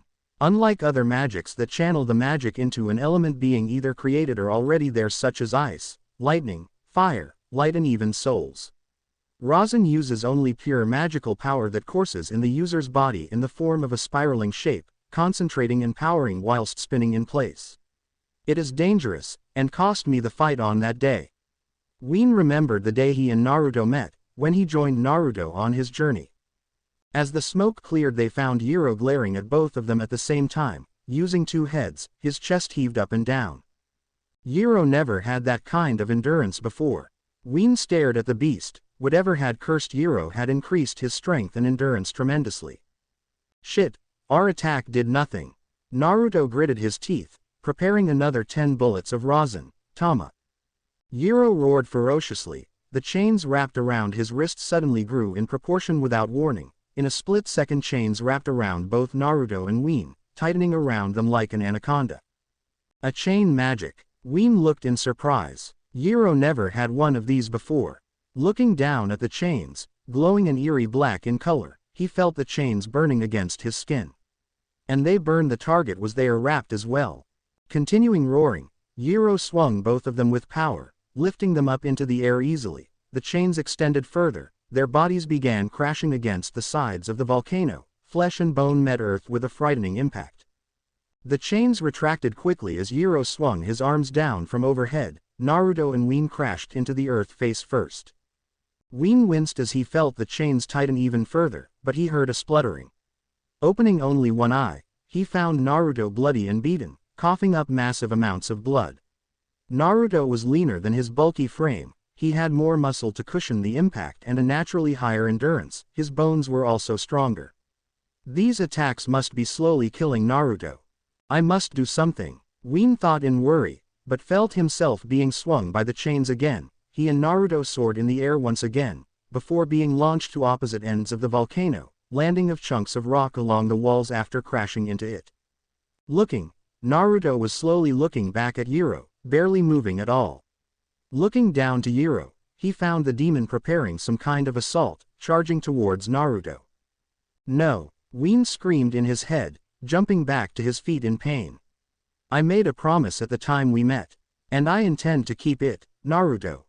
Flashback break. Rosin. Gone. The blonde boy drove a blue spiraling sphere formed in his right hand into his abdomen. Ween flinched as the attack struck him. The attack, mixed with the boy's other magic, drove him through the trees of the small oasis, finishing with Wyan's back drilling into a large rock. This boy is strong, Ween thought through the pain filling his body. I couldn't read his attacks, that magic, flash step.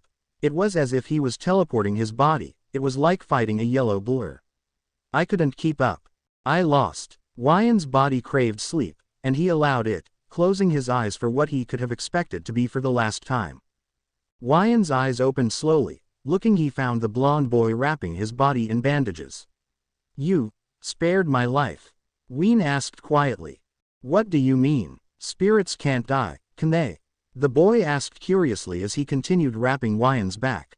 Not death, but we spirits can cease to exist. Celestial spirits, if they spend too long in the human world without returning to the spirit world, will fade from existence. Us Shungshao spirits do not possess that weakness, as we must be found in the real world and challenged in order to join the user of a spirits. However, if we are afflicted by a terrible magic, be it curse magic or black magic, we can cease to exist, just like all living things. Ween explained as Naruto finished bandaging him. Moving, he sat in front of Ween, leaning against a smaller rock. Well then, I couldn't kill you even if I wanted to, Ween. My magic isn't black or dark magic. The blonde boy smiled at the tiger. You knew my identity before I told you that, didn't you? But how did you manage to find me out here? Ween asked in suspicion. A life gave me a point in the right direction. The blonde smiled even wider. My name is Naruto, by the way, and I want you to join me. Naruto, so you are the new user of Shungshao entity summoning that is collecting the discs. May I ask what discs you have so far? Ween asked curiously. Not a good trait. He remembered some saying about curiosity and cats, but this boy was strong enough to best him, one of the few combat-oriented spirits in Shungshao, and one of the strongest. What others could he have obtained? All I have at the moment is the dragon and the snake, but I have another lead about where the rat is as well. Naruto replied with a cheery smile. Regan. Ween scoffed heartily. He took to a new owner uncharacteristically quickly, especially seeing as his last owner could have been classed as a god. Regan was the first spirit I got. I found him with the contract gun a few years ago by accident in an ancient tomb. Regan doesn't like me too much, and I agree with him. I haven't earned his respect yet, but I will in time. I just need to prove myself. I see. Well, you have proved yourself to me. You have completed my challenge, to defeat me in combat. And as a tiger, a strong and proud species, that is not easy for me to say. Ween commented with a smirk growing on his face. Your strength is commendable, therefore I will offer mine to you. I will join you. I hope I will be of use to you. Of course you will. All the spirits are extraordinary in their own way. Naruto smiled, extending his hand towards Ween. Looking surprised, Ween reached for it slowly. Naruto shook their hands. Ween smiled in appreciation. He had never been shown such respect and kindness before. I will be of use to you, Naruto. I will ensure your safety no matter what, was Wyan's thought as he finally returned to the spirit plane in a bright light. Naruto looked down at the platinum disc now in his hand, the symbol for tiger on one side, a picture of one on the other. The sun sparkled off the disc in a shining glory. Finally, Ween the tiger. I think we will make a good team. Flashback end break. The demonic Yiro moved in for the inevitable kill, 3 sets of fangs bared, its claws sharpened to rip and shred Naruto apart. And Naruto couldn't move, his body froze in place. Was it because of fear? Or did he realize that this was unavoidable? Right from the get-go he was at a disadvantage against this super strength demon. All Naruto could hear was silence, as the beast approached, pulling its arms back and jumping into the air, aiming to crash down on Naruto. A shadow appeared in front of him, arms extending wide, creating a wall between himself and the demon. Naruto's eyes widened further. "Move, Ween," he screamed, yet the tiger stood in place. "I used burst to close the distance between me and Naruto, now there's no way I can dodge Yiro's attack." Staring over his shoulder back at Naruto, he formed a small smile on his face. "I am unable to use my strength to defend you against this threat. Yiro is too strong for me in this form, but perhaps I can still be of some use to you. Escape, as he attacks me." Ween spoke softly, turning back to face Yiro's jaws. There was no time for anything else. Yiro had closed the distance in an instant. Two sets of jaws clamped down onto Wyan's shoulders, tearing into flesh. The third hit under his left arm. At Wyan's back, two arms crossed and sharp claws dug into skin. In a second Yiro pulled everything back, claws tearing through flesh, meat being ripped from the torso by the jaw. Yiro roared ferociously from his three mouths, gargling on the skin of its recent attack.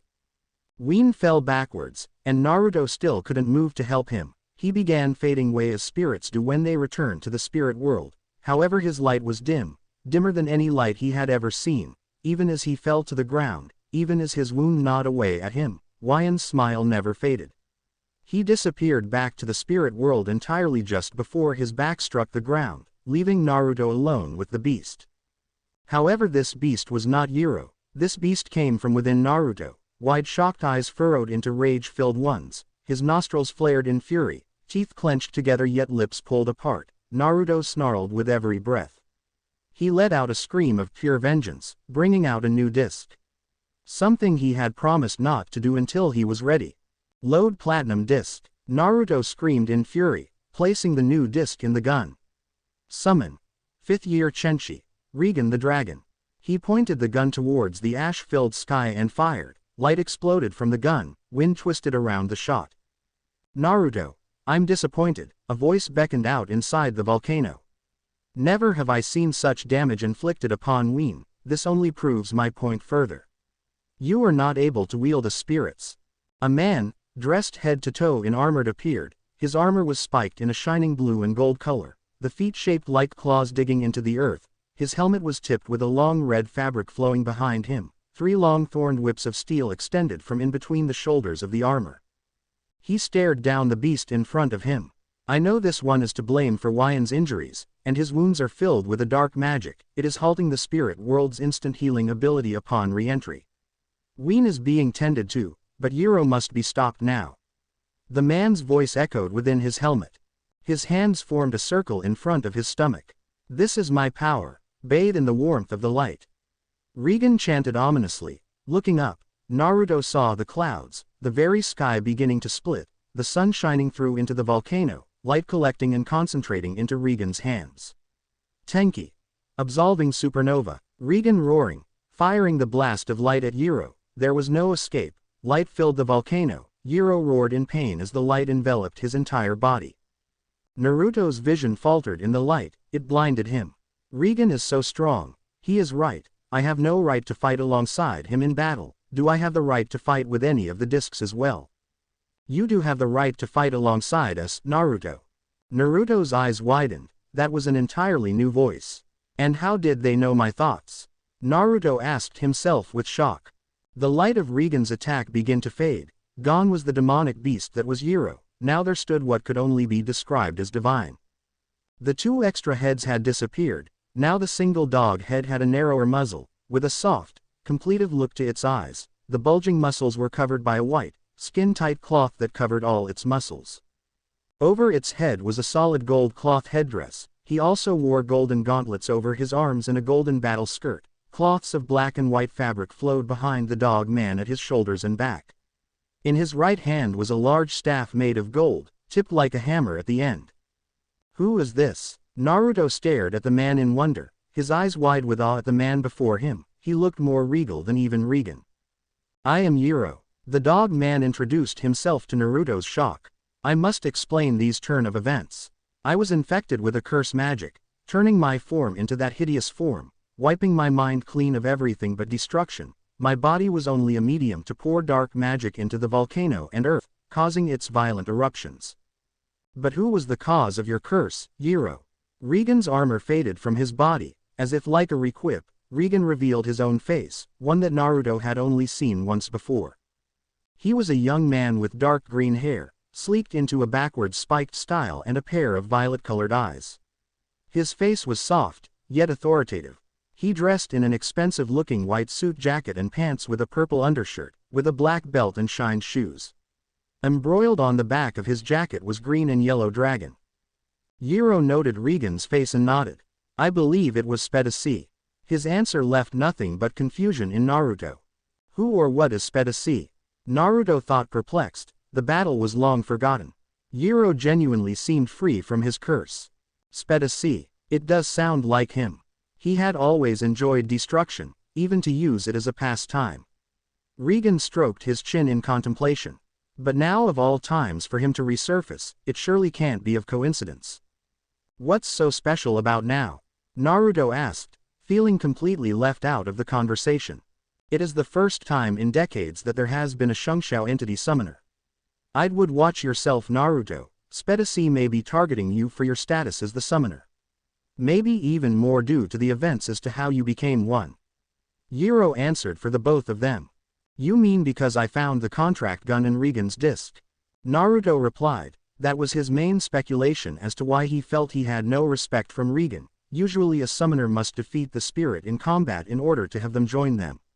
But he was young when he found the box containing Regan's disc, not old enough for Regan to challenge, therefore Regan had no choice but to join with Naruto as the holder of the contract gun. It was probably worse that Regan was the leader of the 12 Shungshou.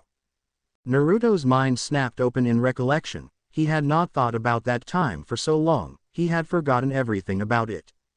He worked in a large mansion as a cook's aide. Being orphaned at a young age, the wife of the owner's mansion offered him refuge. He remembered seeing her, the daughter of the owner of the mansion, playing happily with her mother and her mother's spirits. Heartfilia, Lucy. Naruto's mind recalled the name of the girl. He had left the mansion the day the wife died 7 years ago and had not thought of it since. Suddenly the girl he spent 4 years serving was back in his life. Layla-sama, I will protect your daughter no matter what. That is how I will repay my debt to you. Yiro. Regan captured both attentions of Naruto and Yiro, glaring at Yiro in a scolding manner. Under the influence of evil or not, you should never raise a hand against a brother, you should never attack those closest to you. Yiro lowered his head in shame. I understand, I will ensure that Ween recuperates completely. And Naruto, Regan turned to face him. I have already said what I needed to say to you. You have not yet earned the right to work with me. Come and face me when you are ready. And how will I know when I am ready? Naruto asked in return. Regan always spoke about being ready, but never offered any incentive on how to understand that. Regan began to evaporate into a light, returning to the spirit world. You will know. Remember that I reign over the 12 Shungshou. I will not be easy to recruit fully. He finished as he completely vanished. Naruto, Yiro called. Naruto turning to face the jackal-headed man. Rest assured I will ensure that Ween recovers fully. And I owe you a debt for freeing me from that curse. Yiro moved down to one knee, bowing his head respectfully to Naruto, like a servant to a master. So allow me to join you on your journey as a loyal servant. I decline. Naruto replied instantly to the surprise of Yiro. Looking up, he found a warm smile on Naruto's face. I don't want a servant, but I will have you join me, as a friend and companion. A smirk grew on Yiro's own face. Very well, he uttered, before he began vanishing in a light similar to Regan. As he disappeared completely, a little platinum disc flicked at Naruto, which he caught in his left hand. One side had the symbol for dog, while the other had a picture of one. Smiling at the small disc, Naruto looked up in horror at the rumbling of the earth around him. Magma bubbled and shot out in the pool in front of him. Our fight must have aggravated the volcano, plus Yiro used magic in that form, that would have sped up the release of dark magic. Naruto thought, faintly he could see the magma beginning to rise. I need to get out of here.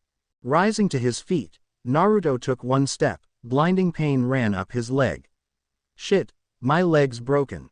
Looking toward the exit, He began making agonizingly small steps towards it, making sure not to put too much pressure on his leg.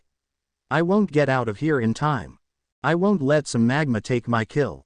Naruto's eyes widened as two hands placed onto his shoulders. He had no time to turn around. An invisible blast forced him through the wall of the volcano like a drill. Friction burned his skin around him.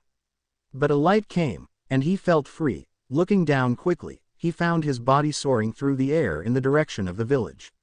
He slowly closed his eyes. His body drilling through the rock was too much. He passed out. And that's it. That's all I can remember. Naruto finished, looking at his bandaged hand, inside being the new platinum disc he recovered. Smiling, he placed the disc into the bag pouch. One more and I will have half of the 12 shengxiao. I see, you've gone through a lot. I'm sorry I was unable to help you. Perhaps you wouldn't have left with such injuries. Alzack replied sadly. It's all right, I'll heal in no time flat. I'm already using a magic to heal myself now. Ameliorate, it's called. Naruto smiled. Where is everyone else anyway? He looked around. He had seen no villagers walking past. Kazan had not come to see them at all. Smiling, Alzack moved to the front of the hut, pulling back the curtain down. They're all over there, no longer cowering behind their wall. Naruto looked over in awe. The villagers sat atop the wall, watching the volcano erupt into the sky. Beams of red and orange light firing in many directions, made stronger by the black ash dimming all other light. Amazing, Naruto mumbled. Something so violent and destructive is able to bring people together like that. 450 feet 000J. That's way too much. Naruto stared at the swollen bag of money on Alzack's back, almost fit to burst at the sheer amount of money it contained. Simply because you put seats on a wall and I got injured. We will split it accordingly when we're on the train. It's too public out here. Alzack returned, ignoring Naruto's earlier protests of returning to the village and giving most of the money back. Alzack was shocked that after a few days Naruto was once again able to move without problem, his broken leg completely healed, although he still remained bandaged. That ameliorate spell of his must work miracles. Just split it 50-50. Naruto huffed. He didn't like having a lot of money. Money made people greedy and only want more of it, so he liked to spend money as much as he could. He grew up on little, so having a lot made him uncomfortable. But you are more injured than I am. And your task was significantly harder, therefore you deserve more of the pay, besides you might not be able to work for a while. Alzack responded sternly, pointing to Naruto's bandaged wounds. PFF'd, this is nothing. Naruto shrugged off Alzack's concerns. I'll be completely healed by the time we return to Magnolia. Which may I ask how we are going to get back to? Seeing as the train won't come back up here for little over 2 weeks. Alzack only chuckled lightly. I had the same concern, and was contacted by Mira-san. Apparently, Urza and Natsu messed with the trains at a station on a job whilst dealing with the members of the Dark Guild Eisenwald, causing the schedules to be messed up, so apparently the train is coming earlier now. I'll go get our tickets. We'll go first class so we can have some privacy as we split the money. Alzack smiled as he went towards the ticket stand, leaving Naruto to stand on the platform. What luck, it appears someone, somewhere is making sure we're not wasting time doing nothing and can move on to our next adventure. Naruto commented in his mind, looking towards the timetable. The train should be arriving within 20 minutes. Bark. Naruto looked down. A small puppy, barely reaching halfway up his shin sat at his feet. The top of its fur was black, while its underbelly with a white-beige color. It barked again, staring up at Naruto, wagging its tail and panting lightly. What's up, dog? Where's your owner? Naruto nodded towards the puppy, before looking around the platform, hoping to find someone looking for the dog.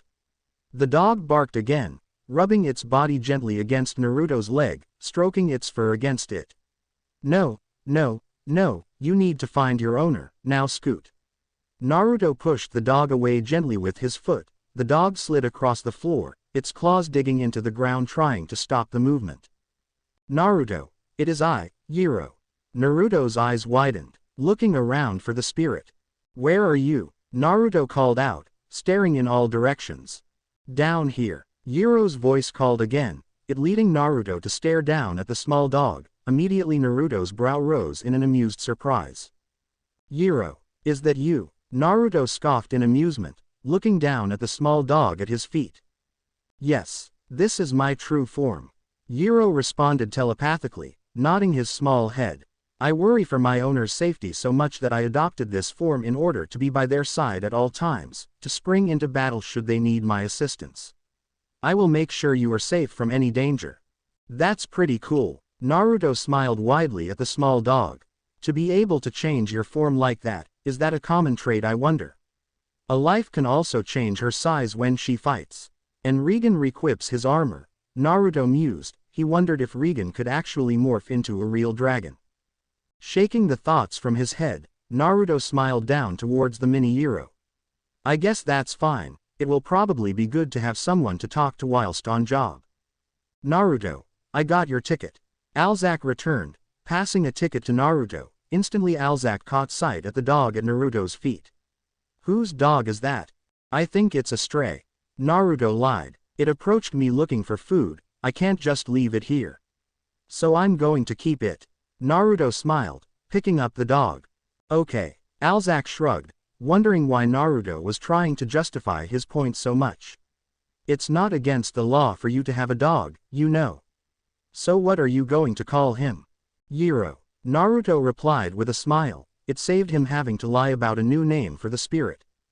Yiro. An interesting name. Alzack nodded. The train arrived and they boarded it through the doors.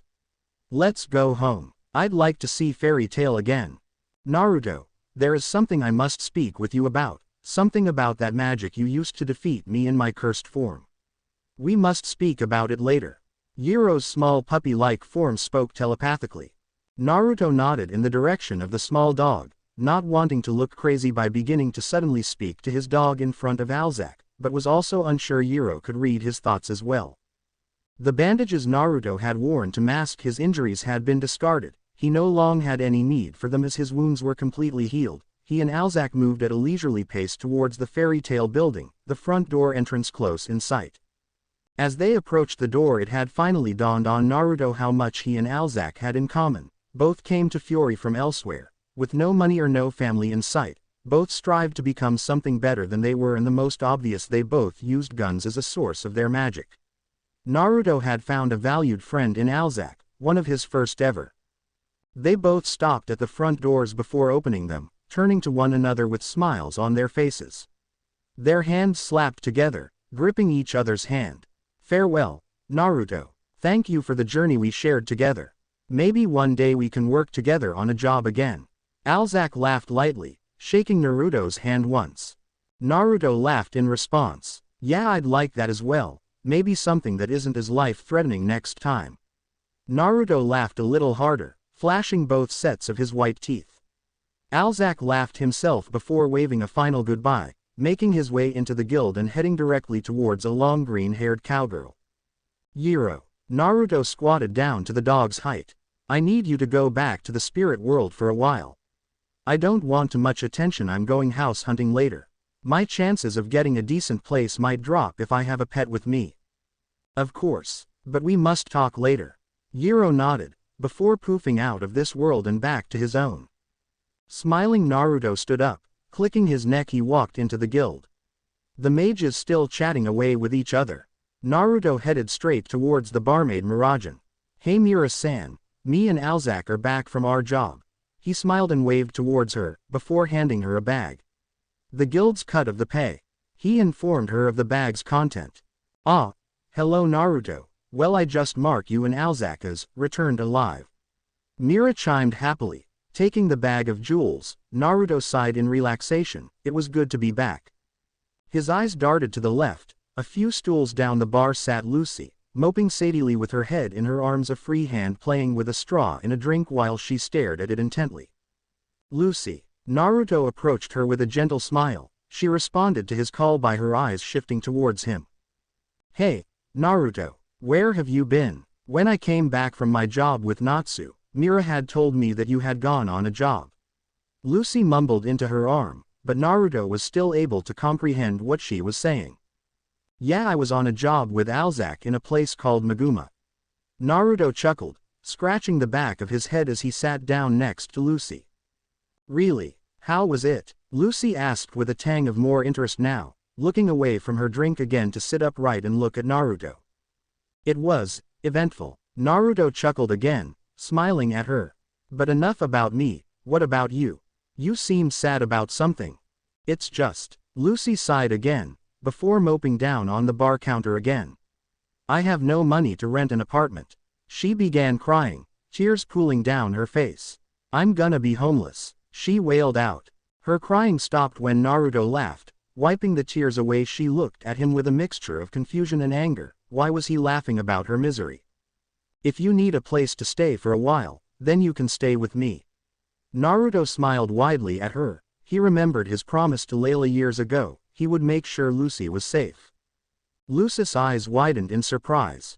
No, I couldn't possibly intrude. She shook her head in refusal. It was a very nice offer. But she left home to be independent, to explore the world. She didn't want someone to lean onto constantly. Well, if not, you can at least come house hunting with me. She looked at Naruto again in confusion. Remember, I've just come to town myself. I need to find a place as well. And maybe while we search for a place for me, we can find a place for you. If not, then you're welcome to stay with me for a while. Lucy blushed. It wasn't a bad idea. She could find a nice place and price through Naruto, then get the money to rent it. Okay, let's go. Naruto and Lucy approached the next house in an awkward silence. Neither of them had said anything to bring upon this silence. Rather, it was what they weren't saying.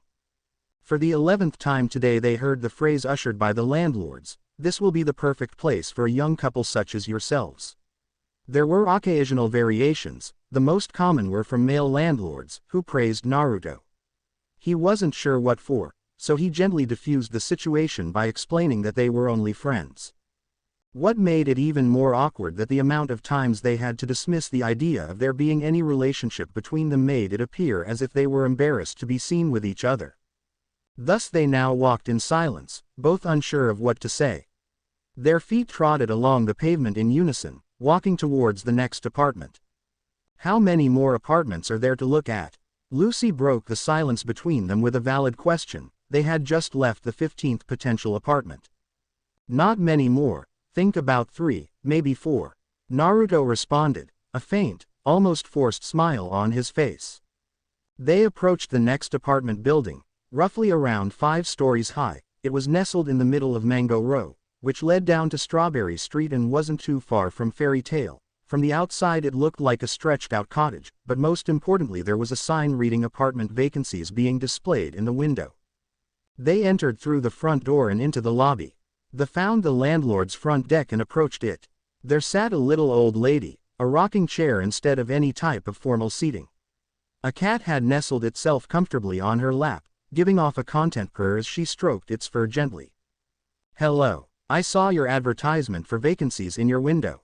Naruto approached her with a gentle voice and gentle smile on his face. Of course. Well, there is only one room left. If you'd like, I can give you a tour of the room before you officially apply. The old woman gently smiled back. The name is Martha, by the way. My name is Naruto. Naruto responded with a small bow of the head. The old woman slowly got out of her seat and asked Naruto to follow her, Lucy following behind Naruto. They climbed a few flights of stairs, arriving on the 4th floor. Placing a key in the lock of room 4D, Martha opened the door. Naruto and Lucy walked into the room, gazing around at it. In short, it was downright enormous, and this was only the front room. The walls were a plain magnolia color, and the carpet was a pale beige, with a fireplace set against a wall. Large windows allowed the sun's light into the room. Lucy moved over to them, quickly staring out of the window to check out the view. Martha closed the door behind her before walking next to Naruto. The 4th and 5th floors are a different style to the ground, 1st, 2nd and 3rd floors. These 2 floors go for size instead of room numbers, quality over quantity, so to speak. Martha chuckled at her own little joke, before moving forwards. To the left is the kitchen, and next to the kitchen is the bathroom. The living area can also be used as a dining area. Martha pointed to the 2 closed doors. She then turned to face the right, where Naruto and Lucy found instead of rooms there was a corridor, not large, but still a corridor. There are 3 doors down the corridor. One leads to the master bedroom, which is complete with a built-in wardrobe and ensuite. On the opposite side is the guest room, and next to the guest room is the door to the balcony. Wow, this is amazing. Lucy sighed in wonder as she stared out of the window. Naruto moved to stand next to her. The river flowed gently just below them, and in the distance the sea could be seen colliding with the sky. Blues clashed together in an array of color. Definitely the best apartment we've seen today, she whispered to Naruto. Martha heard, however, chuckling slightly and offering gratitude to Lucy. How much is the rent? The rent for this room is set at 450 feet OOOJ.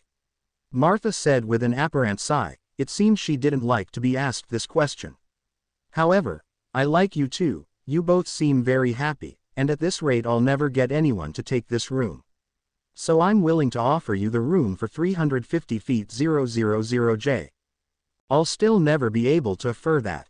Lucy cried out, tears pouring from her eyes. And I really like this place. Come on, Naruto, let's go. She sniffled out as she hung her head low, shuffling out the room as slowly as possible in a depressed state. Martha looked sadly at the blonde girl leave, but noticed the confused look on the blonde boy's face. What is it, lad? She asked curiously. Naruto watched Lucy leave with a confused expression. It seems that she forgot we were looking for a place for me. Lucy, wait up. Naruto ran after the blonde girl. She stopped to stare at him blankly. Naruto stopped just in front of her, beaming widely at her, both sets of teeth almost reflecting the sun back off them. Oh Naruto, what's up? She asked curiously, dropping her blank expression. She took a step back when Naruto's arm rose quickly, holding a key between his fingers. What's this? The spare key to my new apartment. Naruto grinned sheepishly, which was followed by a childish chuckle. You got the apartment? Lucy asked in surprise. She had completely forgot that they were looking for apartments for Naruto and not her. Plus she wasn't surprised that he could afford it, seeing as he throws away money like it was nothing. I got the apartment. Naruto nodded his head back and forth quickly, before straightening himself out, holding the key in the palm of his hand. And I want you to have the spare key to it. He spoke a bit more seriously. But why? Lucy asked scrupulously. It wasn't normal for someone to just give you the key to their house. Because, traveling around like I do, you meet a lot of people, but you don't really make friends. You're one of the first real friends I've had in a while, so if you ever needed a place to stay or just someone to talk to, you can just drop by. Naruto smiled softly, his eyes gazing deeply into Lucy's, before coughing, his eyes shifting around. Also, I'm terrible for losing keys, a habit I expect that you don't share.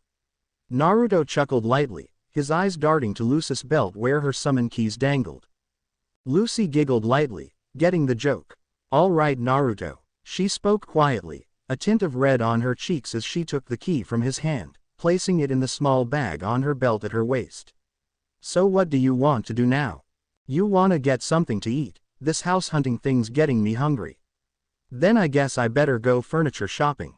Naruto scratched the side of his face. He didn't like shopping at the best of times, but these were essential items. The only things that were in his apartments were 2 beds and a sofa, things he intended to replace. Get something to eat. Lucy's imagination began taking over her logic. She imagined them going to a quiet restaurant, chatting, he make her laugh, then his hand would gently envelope hers on the table, the pad of his thumb gently stroking the skin on her hand. A perfect dinner date. Her eyes widened. He was basically asking her on a date, and Naruto had been so nice to her, she couldn't possibly refuse. And why wouldn't I? Naruto is smart, well-traveled, funny, strong, loyal, not to mention cute. A small smile grew on her face, blushing even further she answered. Oh okay. Great, then let's go. Naruto winked, pointing in the direction behind him. As we were walking to the apartment building I kept hearing people talk highly of this little restaurant. So might as well follow the word of mouth, Naruto smiled widely, taking her by the hand he led her in the direction of the restaurant. Wow, that really was good. Naruto sighed contently, now sipping away at a cup of coffee. He and Lucy had finished their meals. Lucy insisted on paying, but Naruto paid with the excuse that since he asked her he should be the one to pay. Lucy, it has been bugging me for some time now, so I was wondering if I could ask you something. Naruto spoke quite seriously, but still in a friendly tone. Of course Naruto, ask away. Lucy responded cheerfully, sipping away at her own coffee. Heartfilia, it's a pretty unique last name. I've only ever heard it somewhere else. Heartfilia concern. Naruto let his voice roll on there, seeing the reaction on Lucy's face. Lucy's cheerfulness faded. She looked down sadly at her coffee, so Naruto knew of Heartfilia concern. She couldn't deny it now. He wouldn't have brought it up if he wasn't suspicious about her relation to it. I'm the daughter of the owner. Lucy finally responded in a dead tone. This would change everything. No one at Fairy Tail would look at her the same. Naruto wouldn't look at her the same. Word would get to her father where she was and he will have her brought back to the estate to be married off to some guy. I see. Naruto nodded. So it's definitely her and not just some cruel coincidence. I hated my life there. Lucy suddenly continued to Naruto's surprise. It was awful, to be neglected by someone who was supposed to love, to know that there was no freedom in your life. To waste away each day until the day came when you were practically sold off to someone in order to marry them just to improve your father's business. No, I ran away from it all. I didn't need the money in order to be happy. I just wanted to be free. It's best if she doesn't know of my relation to her then. Naruto decided inwardly. If Lucy knew that he once worked for her father, she might assume that he is only helping her because his servant side was resurfacing around her. Lucy felt like crying again. A single tear dropped from her eye, dripping into her coffee. She felt another tear forming, but was surprised at the sudden weight on the hand she had laid on the table. Looking towards it, she found another hand laid on top of it, the thumb gently stroking against her hand. Looking up, Naruto was looking at her with a serene smile. I'll keep your secret safe. I promise. He leaned forwards, with his free hand wiping away the tear about to drip down her face. And I never go back on my promises. He smiled more widely, his other hand now resting on Lucy's cheek. Lucy's blush resurfaced, almost subconsciously snuggling her cheek into his hand. His hands are so warm. She almost moaned with disappointment when Naruto retracted both his hands, leaning back into his chair to sip his coffee again. Lucy stared at him for what felt like hours, until she noticed a few sets of eyes staring at her from the left. Her eyes darted to see, sat at a table to the left were a group of females, obviously around her age, staring angrily at her, their teeth gritted together, letting out tuts of frustration. Lucy wondered what the problem was. She has never seen any of them before in her life. Look at that guy. What's she got that we don't have? She finally heard one say loudly, her voice filled to the brim with jealousy. I know. He's totally a hunk. He should be with me. No, he should be with me. Seriously, what's he doing with her anyway? I can see two pretty big reasons just below her neck. Lucy's face fell again. You want to leave? Lucy looked towards Naruto, who appeared irritated. His eyes darted over to the group of females. He had heard them too. Lucy nodded quickly. Naruto placed money on their table and promptly left with Lucy, exiting the restaurant without giving the group of females so much as a second glance, ignoring their attempts to get his attention. I'm sorry about those girls, Lucy. Naruto looked up at Lucy apologetically. It's okay, it wasn't your fault anyway. Lucy responded, now standing taller than Naruto as a result of walking along the wall barricade people from falling into the river. She enjoyed doing it despite passerby boatmen warning her not to. Walking in pace with the flowing water relaxed her. I should ask, Lucy, as a spirit summoner to spirit summoner. How do you see your spirits? Naruto asked in intrigue. Her answer could quite possibly make or break his opinion about her. My spirits are my friends, my trusted partners. They are living, breathing, feeling things too. They are not slaves to be used and then thrown away like garbage. My spirits and I fight as one. Lucy replied confidently. I couldn't have said it better myself. Naruto smiled, completely satisfied with her answer. Have you got any new spirits? Yes, I got the maiden, Virgo. Lucy chimed happily, fondly remembering signing a contract with them. What about you? Your summon magic is a mystery to me. What spirits do you have? And how do you make contracts with them? We don't make contracts. Naruto replied honestly. The spirit issues a challenge to the summoner, anything that the spirit desires to be challenged. When I found Ween I had to beat him in combat. Liru's challenge was to beat him in a game of shogi. If you succeed in their challenge you gain their trust and they offer their services to you, but I usually refuse their servitude and only ask for their companionship in life and in battle. Then the summoner can summon a spirit at any time he wants really.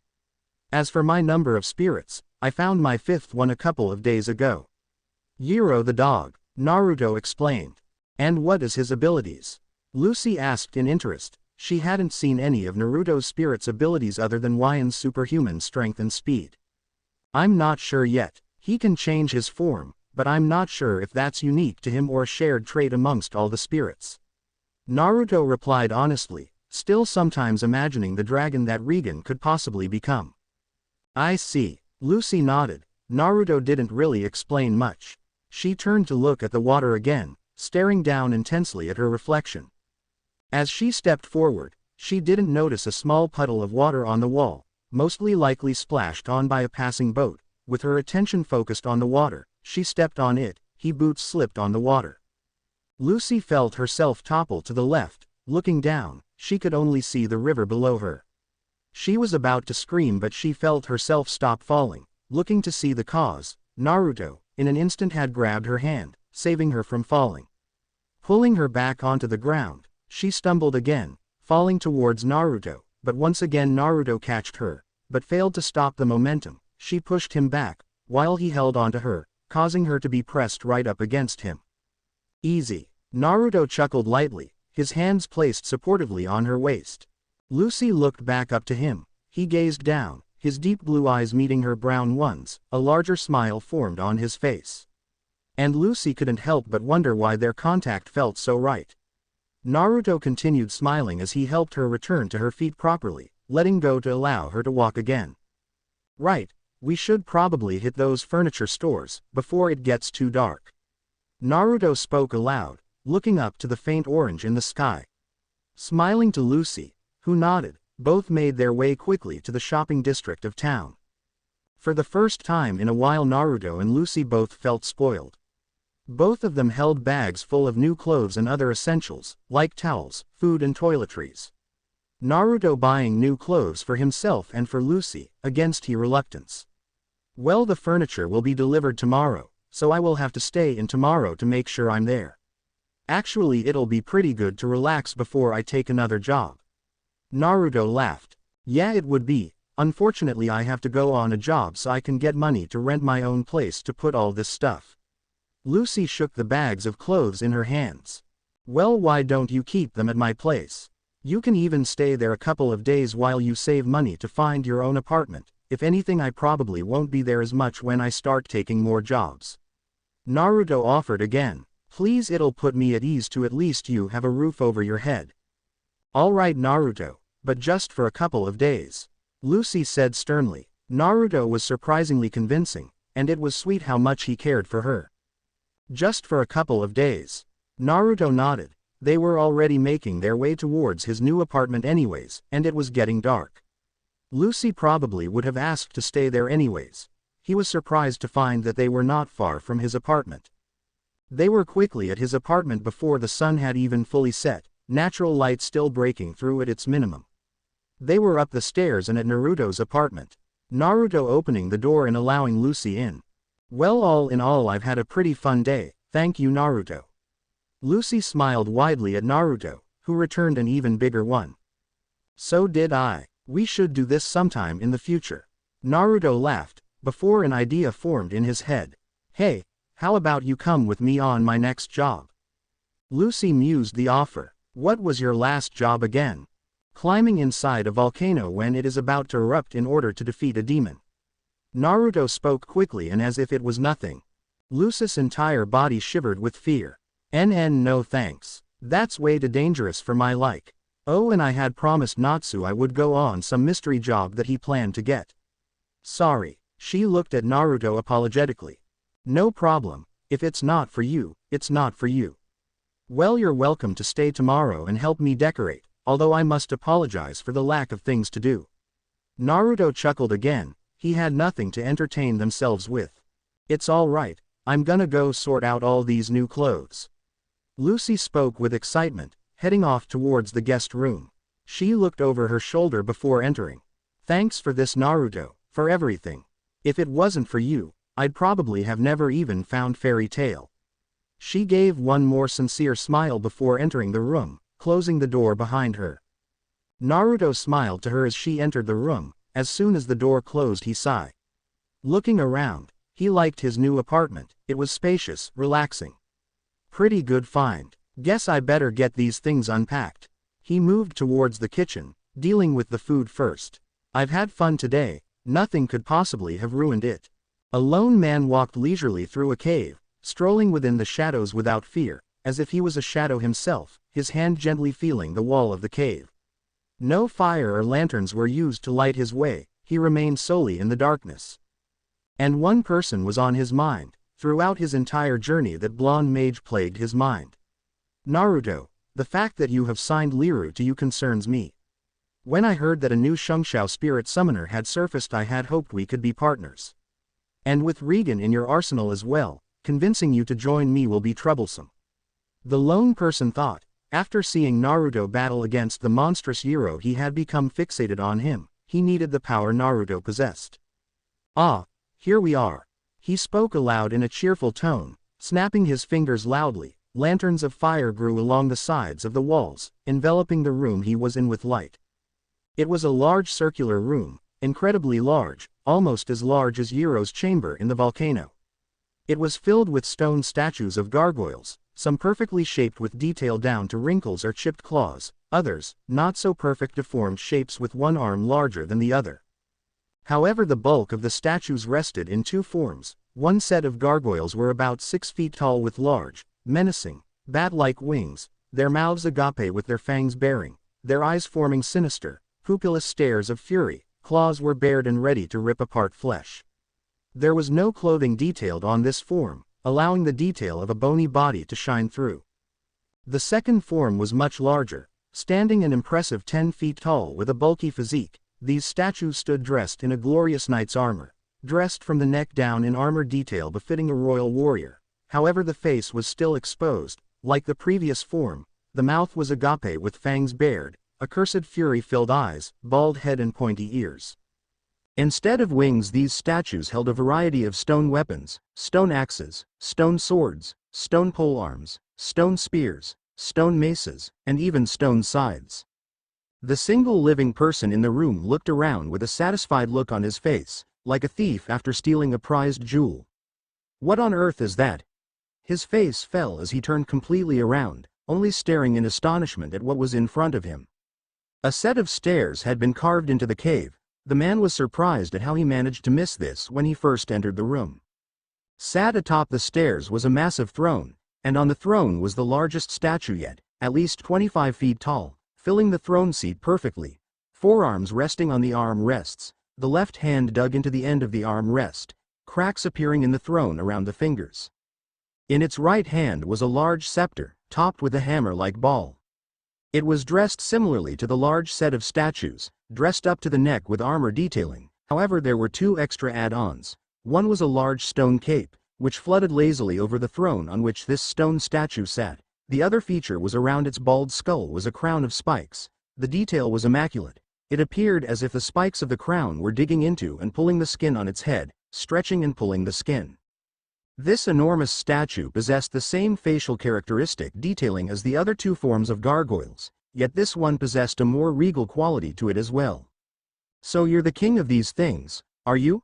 The man spoke to the largest statue with a smirk on his face. He bowed jokingly towards the stone statue. "Well, I must say what excellent craftsmanship this is." The man looked around at all the gargoyles. Even the deformed ones were immaculate, masterful works in progress. To think that these were hidden within the drifting mountains, with no one to ever witness their beauty. Although, I wonder where the sculptor of such masterpieces is. The man looked around with interest, checking to see if there was any passageways from this room other than the one he came from. They were, but the light from the fire surely would have alerted someone, yet no one came. The man shrugged his shoulders impassively.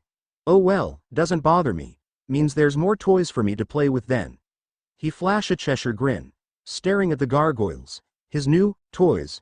He moved back to the front of this gargoyle army, standing in front of its king and soldiers. He waved his hand across the entire room and uttered only one word.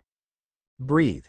The once stone eyes morphed to two different colors. The right eye changed to a dark, yet vivid blue while the left morphed to a glowing, ominous yellow. The stone crumbled and cracked and the limbs of the stone gargoyles began to move, breaking from their original positions. The king sat on the throne and clicked his neck. The soldiers' faces grew even darker, their brows burrowing further. The gargoyles screamed and screeched and roared with life, all in the same high-pitched tone, yet the noise emitted from them was not enough to mask the shrieks of hysteric laughter. The single man stood in front of them, arms wide and head back, laughing maniacally. He breathed in deeply after laughing, before screeching with laughter again. Oh, this is going to be fun. Naruto stood in the middle of his lounge, smiling and looking proudly around the room. All the furniture had arrived included a massive 98 inches Lacrima-powered TV, 2 black leather couches and a very light blue rug to be laid in front of the couches. He had painted the walls his favorite color, orange. New beds and wardrobes had been brought in and everything was in perfect place. Yep, I'm gonna like it here. The place looks amazing, Naruto. Lucy smiled happily. It was cute seeing Naruto being like a little kid. It seemed he really loved this new place. Yeah. But remember, if you ever need a place to stay, just drop by. You're always welcome here. Naruto gave a more serene, soft smile towards her. It caused Lucy to tremble slightly. She couldn't keep looking at him in the eyes. She looked away, staring at the floor to the left of her. Thanks, she muttered, until she saw something that caught her eye. A small bag leaning against the wall in the lounge. She approached it and picked it up, tipping out the contents. It was Naruto Platinum Discs. Naruto, your summon discs are here, she told him. She looked at each one carefully. Each disc he possessed had the symbol of the animal summon, as well as a picture. Let's see. There's a rat, that was Liru. Tiger, Ween. Dog, that could have been who he went off with for a couple of hours to train with. Yiro was his name. Snake, that must be a life. And? Lucy's eyes went wide at the last disc. There's a dragon summon. She near screamed in surprise. Naruto rushed over to her quickly, snatching the discs and pouch. I'm sorry, but these are my most prized possessions. I don't like other people touching them. He smiled weakly, placing his discs back in his bag. How can there be a dragon summon? Lucy asked nervously. Natsu would go berserk if he would to hear of this. I don't know. I've heard very few things about them. I only know that there is also a horse, ox and monkey. I don't really know what animals the others are. But I guess that just makes it all the better surprise when I find them. Naruto laughed, beaming widely again as he went to the couch, jumping onto it lazily, sprawling himself out on it. Naruto. Lucy called him, sitting on the other couch, waiting for his of a reply. You've traveled around a lot, right? Have you heard anything about the gold celestial keys? Naruto's upper body slowly rose back up, his eyes meeting hers. He seemed apologetic. No, they didn't really concern me, so I didn't bother looking for them. Oh, okay then. Lucy smiled half-heartedly. She was let down. She was hoping he would have hundreds of rumors to tell her about them, like their locations, who has them, what they can do. Although, Naruto continued, Lucy's eyes lit up slightly. I did hear something about one of them. Which one? Lucy spoke in an eager, giddy voice, crossing her legs onto the couch and sitting with her hands planted firmly on her knees. I think it was called Ophiuchus. Yeah, definitely Ophiuchus. Naruto spoke with his face crumpled up, his memory slightly hazy on the subject. It was a while since he thought about it. Really? Are you sure? Lucy asked curiously, her eyebrow rose in suspicion. Yeah, definitely Ophiuchus. The golden zodiac key Ophiuchus. That's the one. Naruto grinned widely, flashing both sets of teeth. It felt good to help. Then you probably heard a lie. And with that short sentence from Lucy, Naruto's face fell. There's no golden zodiac called Ophiuchus. The 12 are called the water bearer, Aquarius. The ram, Aries. The lion, Leo. The bull, Taurus. The crab, Cancer. The twins, Gemini. The maiden, Virgo. The scales, Libra. The fish, Pisces. The goat, Capricorn. The archer, Sagittarius. And the scorpion, Scorpio. There's nothing about an Ophiuchus. Naruto shrugged his shoulders, his lower lip jutting out. That's just what I heard. If it was just a lie or rumor, then forget about it. Where did you hear it? Lucy asked, still curious about this Ophiuchus. When I was in Sin.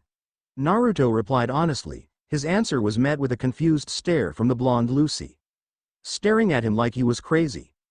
Naruto quickly hopped off the couch and went to his bag, pulling out a massive map of their continent. He pointed to a small country right to the eastern border of the continent, south of the massive Pergrande kingdom. The country Sin. He noted again. Lucy looked in wonder at the map. Sin was on the other side of the continent. Naruto had really traveled all the way to there and back. She was scared to run away from home, even though she was staying in Fury. Naruto traveled right across the continent by himself, and it was as if he didn't have a care in the world. I can't believe it's on the other side of the continent. If you want, one day we'll take a trip to Sin and look up this Ophiuchus in more detail. Naruto jokingly laughed, sitting down again and melting into a relaxed position. Naruto, please don't tell anyone about the job me and Natsu are going on, or we'll be in really big trouble. Naruto remembered the pleading tone to Lucy's voice when she said that to him. I promise I'll keep it a secret, although I better get out of here myself so they can't question me about it. Naruto smiled awkwardly to himself, his eyes darting around the guild before staring back up at the job notice board, looking for a job that might interest him. Hey, you're Naru-san, right? A slightly short teen-aged girl with wavy blue hair and a slender smiled widely at him. Her hair was tied back by a light yellow ribbon. She wore an orange shirt that went down to her midsection, leaving her navel exposed, with a blue, short-sleeved jacket over it going to a similar length. Her legs were covered by white pants that went down past her knees, that were rolled up at the edges. Yeah. Who are you? Naruto eyed the girl up carefully. He didn't have the slightest clue who this girl was, and she was already giving him a nickname. My name's Levi McGarden. I'm friends with Lucy, although I just call her Lu-chan. The blue-haired girl, now identified as Levi, chimed happily. Lu-chan's spoken about before. Seeing I can't find her anywhere, I figured I'd just introduce myself. Well, hey, Levi. The name's Naruto Namikaze. Naruto beamed widely back at the blue-haired girl, until he heard a jealous grumbling behind him, and it seemed to echo. Naruto turned to see the cause. Two boys, standing around the same height, if not taller, stood there glaring jealously at him. One was a slim man. His black eyes were narrowed scornfully. He also sported an unusual hairstyle for his black hair. It appeared to be like a stem of a plant.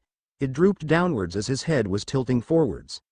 He wears a plain long-sleeved shirt and dark green checkered pants and a yellow belt-like garment going around his neck. The other was also a young, slim man with orange hair. His mouth had opened whilst he growled jealously, revealing some slightly misshapen teeth. A small, protruding, triangular-shaped molar, upper left molar, along with a chipped portion on the lower row corresponding it.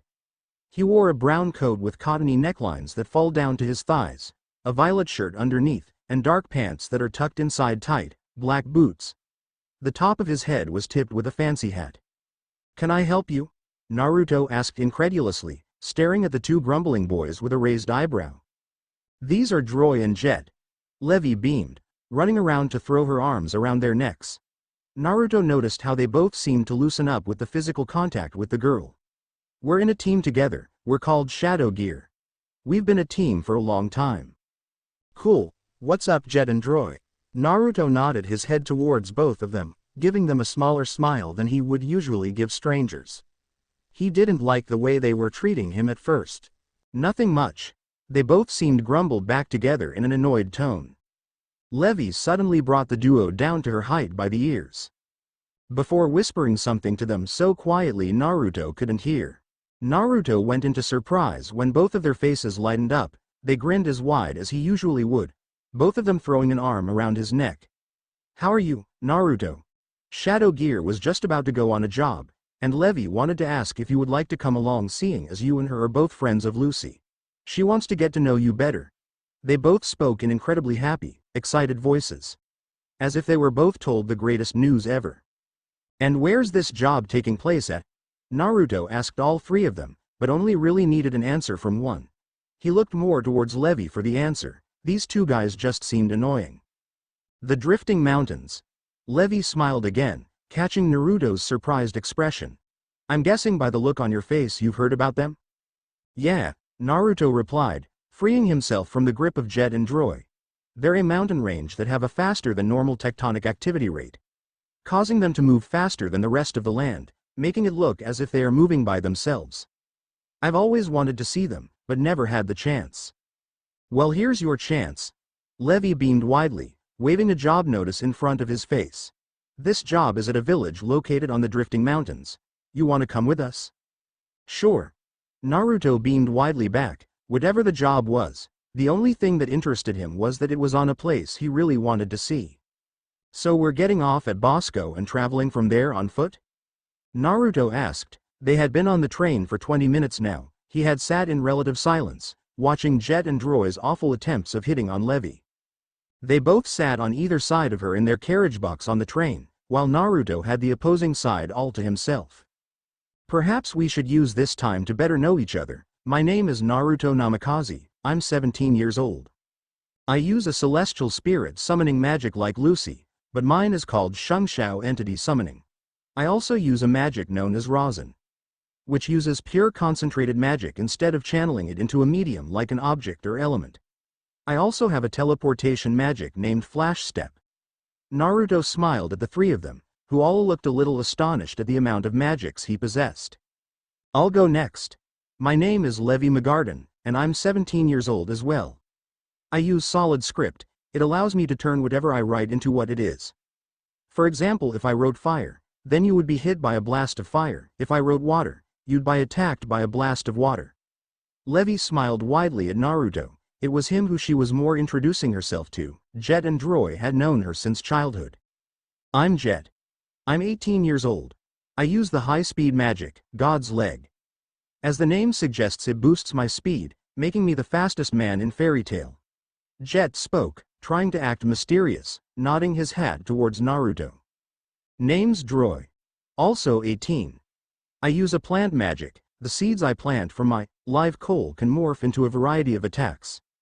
Droy spoke and acted in a similarly mysterious way to Jet, probably just a play to attract Levi, which Naruto had assumed they were both trying to do from the way they acted around her.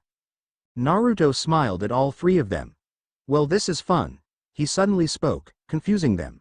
I've only done 2 jobs with Fairy Tail so far. My first one was with Alzack. To be honest, I like taking jobs with different people. You never get bored of the company because it's always changing. You're always meeting new people, you know? Yeah, I understand. The three of them chuckled awkwardly. They got what Naruto was saying, despite the fact the three of them had been together since childhood. So what is the job exactly? Naruto asked innocently, as if he didn't just make things awkward for the Shadow Gear team. Oh yes, Levi replied, astounded that she had completely forgot to detail Naruto about the job. There's a cave located somewhere in the drifting mountains, large enough for someone to live in. The village that lies on the drifting mountains, Deriva, wants us to locate and investigate the cave. Search in it for treasure. The rate of pay is 150 feet 000J. That sounds like something they could have done themselves. What's the catch? Naruto asked curiously. This wasn't something someone would fork out so much money for normally. The villagers have a belief that a god moved in there a few years ago and has apparently left. According to the belief, the god harvested gold from within the mountain and piled it in a secret treasure room deep within the cave. They don't want to anger the god themselves if he is still living there. Levi replied with a smile, explaining the situation as easily as possible. And if he's moved out? They believe that he created an army of monsters that he left behind to protect his gold treasure until he is ready to collect it. The monsters are ready to destroy anyone who enters the cave to protect the treasure. People have gone up before but haven't been seen since. So they believe it's cursed. Levi smiled even further, not noticing how Jet and Droy visibly paled at the mention of God, monsters and cursed. Interesting. Sounds like a lot of fun. Naruto grinned, flashing his set of pearly white teeth. You're not scared at all? Levi asked curiously, smiling when Naruto shook his head, the smile never fading from his face. Wow, you're so brave, Naru-san. I like brave guys, and no wonder Lu-chan likes you too. The smile left Naruto's face, his eyes went as wide as saucepans. What? Naruto could not be heard by Levi over the sound of Jet and Droy, both of whom had puffed out their chests, spouting about how they were unafraid of the mountain and its silly god and sirs and monsters as well. Ah, finally you came. A man with short brown hair wearing a long earth-brown robe with golden linings approached them. Welcome to our village of Deriva. I am Anhalterin, mayor of Deriva. Hello. I'm Naruto and this is Levi, Jet and Droy. We're here from Fairy Tail on behalf of the job request you sent. Naruto replied, pointing to himself and his 3 companions respectively when he named them. Yes. Well, I will give you a brief explanation of the job before I let you take off. I know how you mages like to be on the go. Anhalterin chuckled loudly, his voice full of joy. For years our small village has lived in the shadow of the mountain, prospering on the rivers that flow down it, the crops that grow on its fertile soil. But suddenly, near 7 years ago, they suddenly began to move us along with the. It wasn't fast, but it could easily be distinguished that we were moving faster than the rest of the world. We assumed that the only cause of this was the work of something higher than us. A god. He entered the mountains, his presence and activities there shifting the mountains faster than usual. They suddenly began to drift. We had always found fragments of gold on the mountains, so we assumed that was what he was harvesting for. Suddenly we became a tourist site, thousands of people coming to see and ride the drifting mountains. I will not deny we have profited greatly from it, but we always tried to appease the god, to keep him with us. Yet suddenly, last year the mountains began slowing again, still faster than the rest of the world, but not as fast as they used to be. We believe the god has indeed left, and kept the mountains moving as a sign to himself where he has left the treasure to pick up from later. We would like to investigate if this is true, and if it is collect the treasure to keep it safe until the god returns to collect it. So that's our job. Just find out if there's a stash of gold up there. Jet looked up to the mountains, enormous masses of land, thousands and thousands of feet into the air from where he was standing. Yes, that is all. And the pay will remain 150 feet 000 J, with possible interest depending on the time of the job's completion. Anhalterin beamed wildly, bowing respectfully to all 4 of them. Well then we better not waste any more time. Naruto beamed back in return, turning to Levi, Jet and Droy. Let's roll. Come, the entry cave is up this way. Jet called down to the other 3 mages making up the team. He had spent the last couple of hours patrolling the mountains with his high-speed magic, covering the entire mountain range whilst the rest of his team rested. He eventually found the cave entry into the mountain and formulated the quickest, easiest route to it from the village for his teammates. I gotta say, God's leg definitely has its uses. Naruto smiled to Levi, who walked next to him. The taller Droy walked steadily behind them, eavesdropping into their conversation and scowling jealously at Naruto. It does, although it can be a bit annoying sometimes. Jet can't do anything slowly because of it. He has to do things fast. Levi remembered having to try and keep up with Jet crossing miles and miles of stretches of land, some with the most horrendous sceneries, such as deserts and swamps. Well, I think it's great. I don't like staying still for too long either. There's a lot more fun in moving around.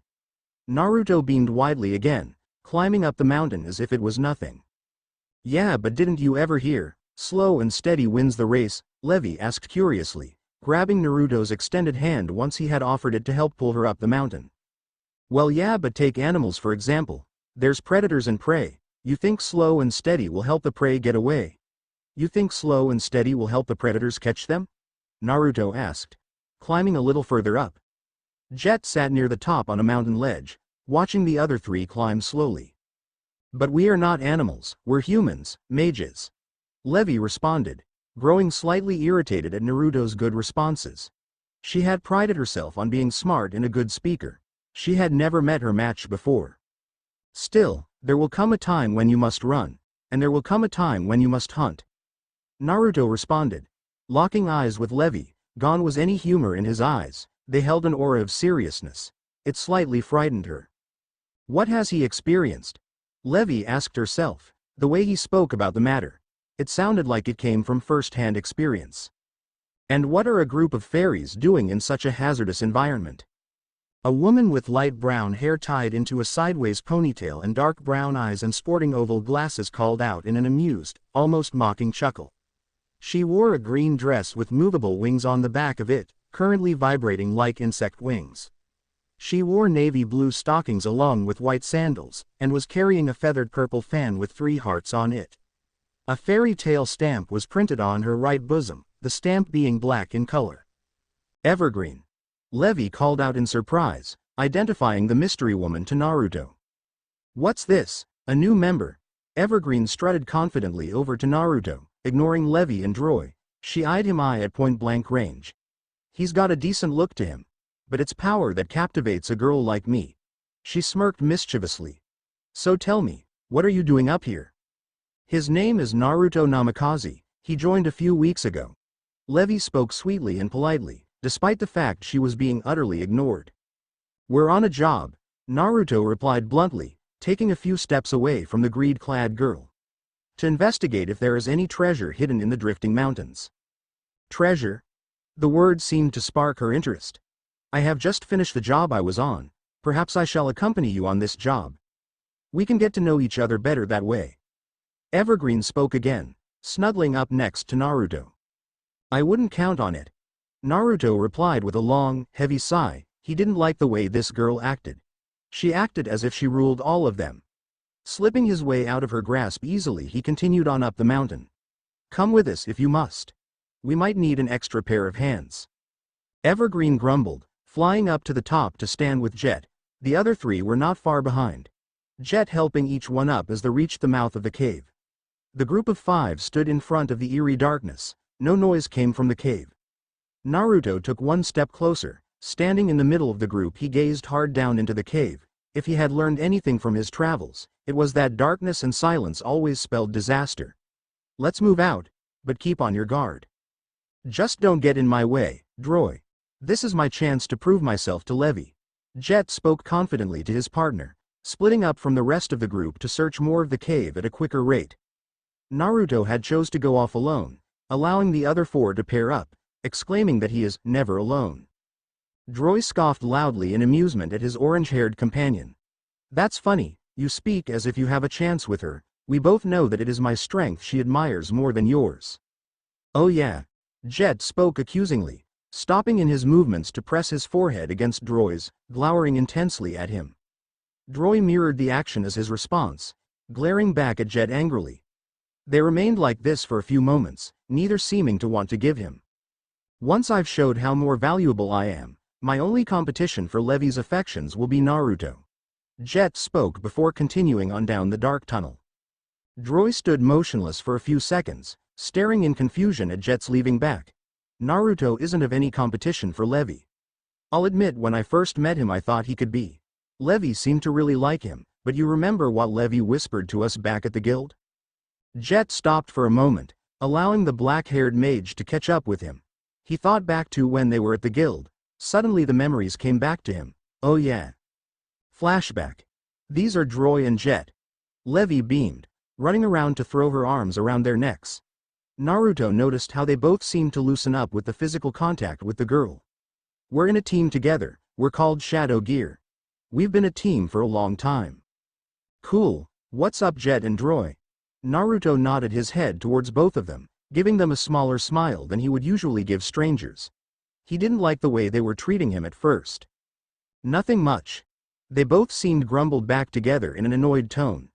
Levi suddenly brought the duo down to her height by the ears. Be nice to him, both of you. Levi spoke in a hushed voice to the both of them, frowning at them slightly. This is Liu Chan's boyfriend, you know the one I was telling you about.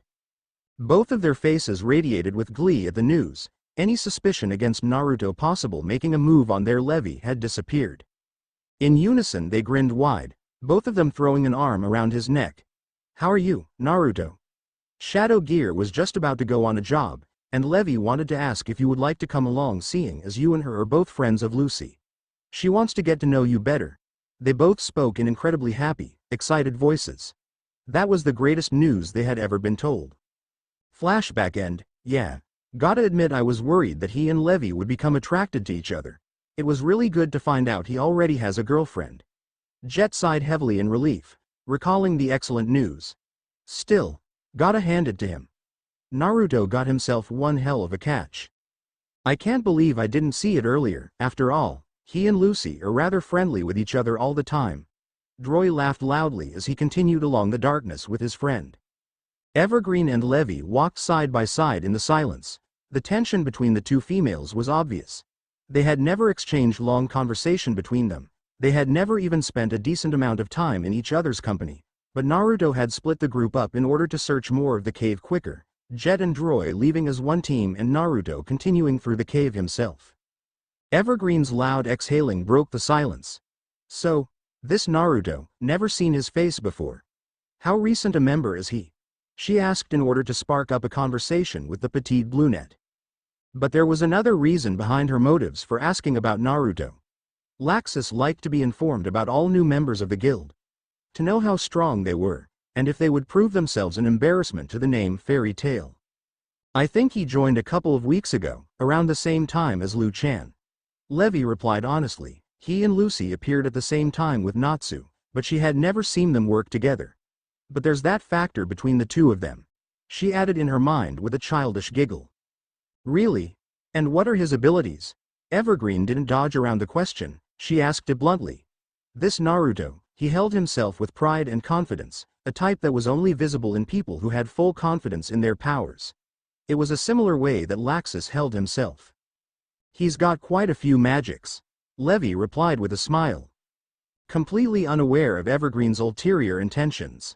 The first one he has is kind of like Liu Chan's stellar spirit summoning, but his is more of a lost magic version of it. He uses Shengshao entity summoning. I haven't seen any of his summons yet, but supposedly they're very powerful. I have read about them in a book once. The other two he has in one called Flash Step, which is a teleportation magic. The final one is a cell I've never heard of before. He calls it Rosin, and he creates pure, concentrated spiraling magic in order to attack. Pure magic? Preposterous. Evergreen snorted mockingly in return. There's no such thing anymore. Magic must be concentrated through a medium, such as an element or transformation. Do you not understand the intricity involved with having to use magic simply in the form of pure magic? I thought that too, until her showed it to us. Levy replied honest. He held out his palm, and this spiraling sphere of pure magic appeared in his palm. Then he smashed it into a rock, blowing it to bits in milliseconds. It was incredible. Laxus must know about this. Evergreen thought with a determination. He could be the one. He reminds me of Laxus, how he takes control of a group so easily. She thought in honesty. The similarities between the two blondes was very visible. He may have some incredibly abilities, but he will never be Laxus. Laxus. Levy thought with interest as well as sadness. She remembered the strain and distance between Laxus and Makarov, grandfather and grandson. Perhaps this was an opportunity for her to find out about the renegade grandson of the master, in order to give the master some peace of mind. Laxus. How is he? She asked simply. Stronger than ever. Evergreen replied quickly and smugly. He will become the 4th guild master in no time. His abilities are second to none. Evergreen left so many questions for her to ask, but Levy could tell that she would be answering none of them. She could see it in her eyes. Stop. Evergreen's hand jutted out in front of her, stopping her movements and train of thoughts. Look ahead. Evergreen nodded down the tunnel. Looking, Levy saw a dim light in the distance, eerily glowing through the darkness. Levy turned towards Evergreen, whose eyes had narrowed in the direction. Follow me. She practically ordered, beginning to make her way towards the distant light. I wish I had a better incentive as to what I'm actually supposed to be look for in this cave, and where I should find it. Naruto muttered to himself as he slowly tread through the darkness of the winding caverns of the cave. Each one of his steps echoing as he moved further and further through the pitch black. They had split off into groups. Naruto chose to continue alone, allowing Jet and Droy, and Evergreen and Levy to partner up. Sometime he preferred to work alone. His spirits were his true companions. He worked better with one of them than he did with anyone else. His movements stopped as he heard a low, almost childlike chuckling in the darkness. He looked around in surprise, trying to locate its source. Who's there? He called out into the darkness, hoping to hear a reply. The treading of footsteps, the quiet breathing they might give out. How silly of you. A voice replied in an amused tone, the voice resonating echoes through the cave. Treading so far into the darkness with no way of locating the light. Show yourself. Naruto shouted into the darkness once again. Suddenly a lit torch was thrown at him from the darkness. He caught it easily, the fire lighting up a small portion of the cave he was in. Instantly Naruto looked in the direction of which the torch was thrown. He couldn't see much, only a pair of pointed-toe shiny dress shoes on the crowd, standing with the weight leaning more on one foot. It was a leisurely, calm stance that Naruto recognized. And suddenly a pair of gleaming eyes pierced through the darkness. The iris of the eyes were odd. The right eye was a glowing deep ocean blue, darker than his own blue eye color, like the dark depths of the ocean. The left eye was a gleaming yellow, a stark comparison to the right eye. It glowed much brighter than the right eye. I'm happy. We finally get the chance to meet, Naruto. The shape of the eyes narrowed, possessing a happy set to them. Naruto could only think that this person was smiling. It was obviously a male, the pitch and tone of the voice suggested that. Yet his tone was laid back, unafraid of Naruto or the darkness around him. Who are you? Naruto near shouted at the person, anger growing in his voice. How did this man know his name? Surely your spirits must have spoken about me. I am Spedy. The man introduced himself. From how his head moved, it showed that he gave a small, courteous nod of his head with the introduction of his name. You're Spedy? Naruto replied in honest surprise. He hadn't expected that he would meet the man in such circumstances. I have heard of you, only a small amount, but you did manipulate Yero into almost destroying that town in Meguma. Really? Spedy responded with slight surprise of his own, followed by a short, dry chuckle. So what have you heard? That you are a villain.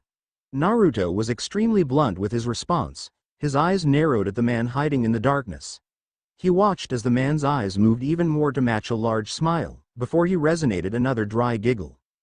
Who isn't a villain in this world? Spedy responded as he exhaled out his breathing, calming his laughing fits. Even those who claim they want to achieve peace are themselves narcissistic egomaniacs who believe they can change everyone in the world. They want everyone to behave themselves in accordance to what they believe is peace. Is that not an attempt at world domination? Spedy asked with another giggle, yet his voice held a serious tone to it. Even your precious spirits are villains, Naruto. They betrayed me in the past as well. They were once my friends as well, but they turned their backs on me as soon as they found appropriate. What are you talking about? Naruto's eyes narrowed in skepticism at the man. His spirits, with or without the inclusion of Regan depending on how you looked at it, had always been his trusted companions and friends. He had earned their respect and they had always had his in return. That doesn't matter now. Spedy responded in a relaxed, easy voice, brushing off any worries. I have gained the power to destroy them all with a flick of my wrist if I wanted to. Even Regan would fall against me now. If that's the case, why do you insist on hiding in the shadows? Naruto smirked idly at the odd-eyed man, whose smile fell at the small jab at him. His eyes held a small amount of annoyance and hatred, before he let out another echoing chuckle. Cheeky brat. Spedy laughed loudly, before calming considerably. The only thing of worth in this cave is back the way you came. I left a small present for you in this cave as well. If you go back, you'll find it. Spedy's eyes moved to smile one last time. Until we met again. He spoke before a splash echoed through the cave.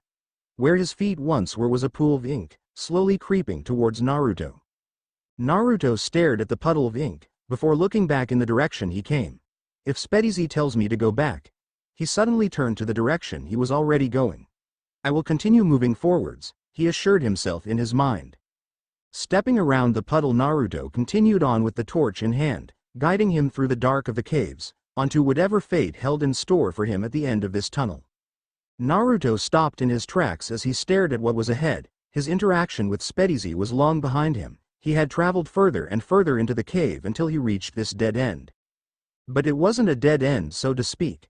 The tunnel expanded into a circular small room, completely empty save for a desk made of stone at the far end from the entrance. Naruto approached the stone desk. Over it was 2 torches, which he promptly lit, giving himself that extra light. On the desk was a book, looking as if it was ready to fall apart. It looked years old, the cover was tattered and damaged. Carefully Naruto picked it up, gently blowing off the dust covering the front. There was no name, no title, no indication whose this book was and what it was about. Easiest thing to do is to check its contents. Naruto nodded in his mind, picking a page in the book. I'll start with the last page. If this is a diary, The most recent entry will be there. He flicked to the final page of the book. Sure enough, it was in fact a journal, yet no dates were given for each entry. So Naruto had no idea how old this book could be. He read the text of the final page under the flickering light of the fiery torches.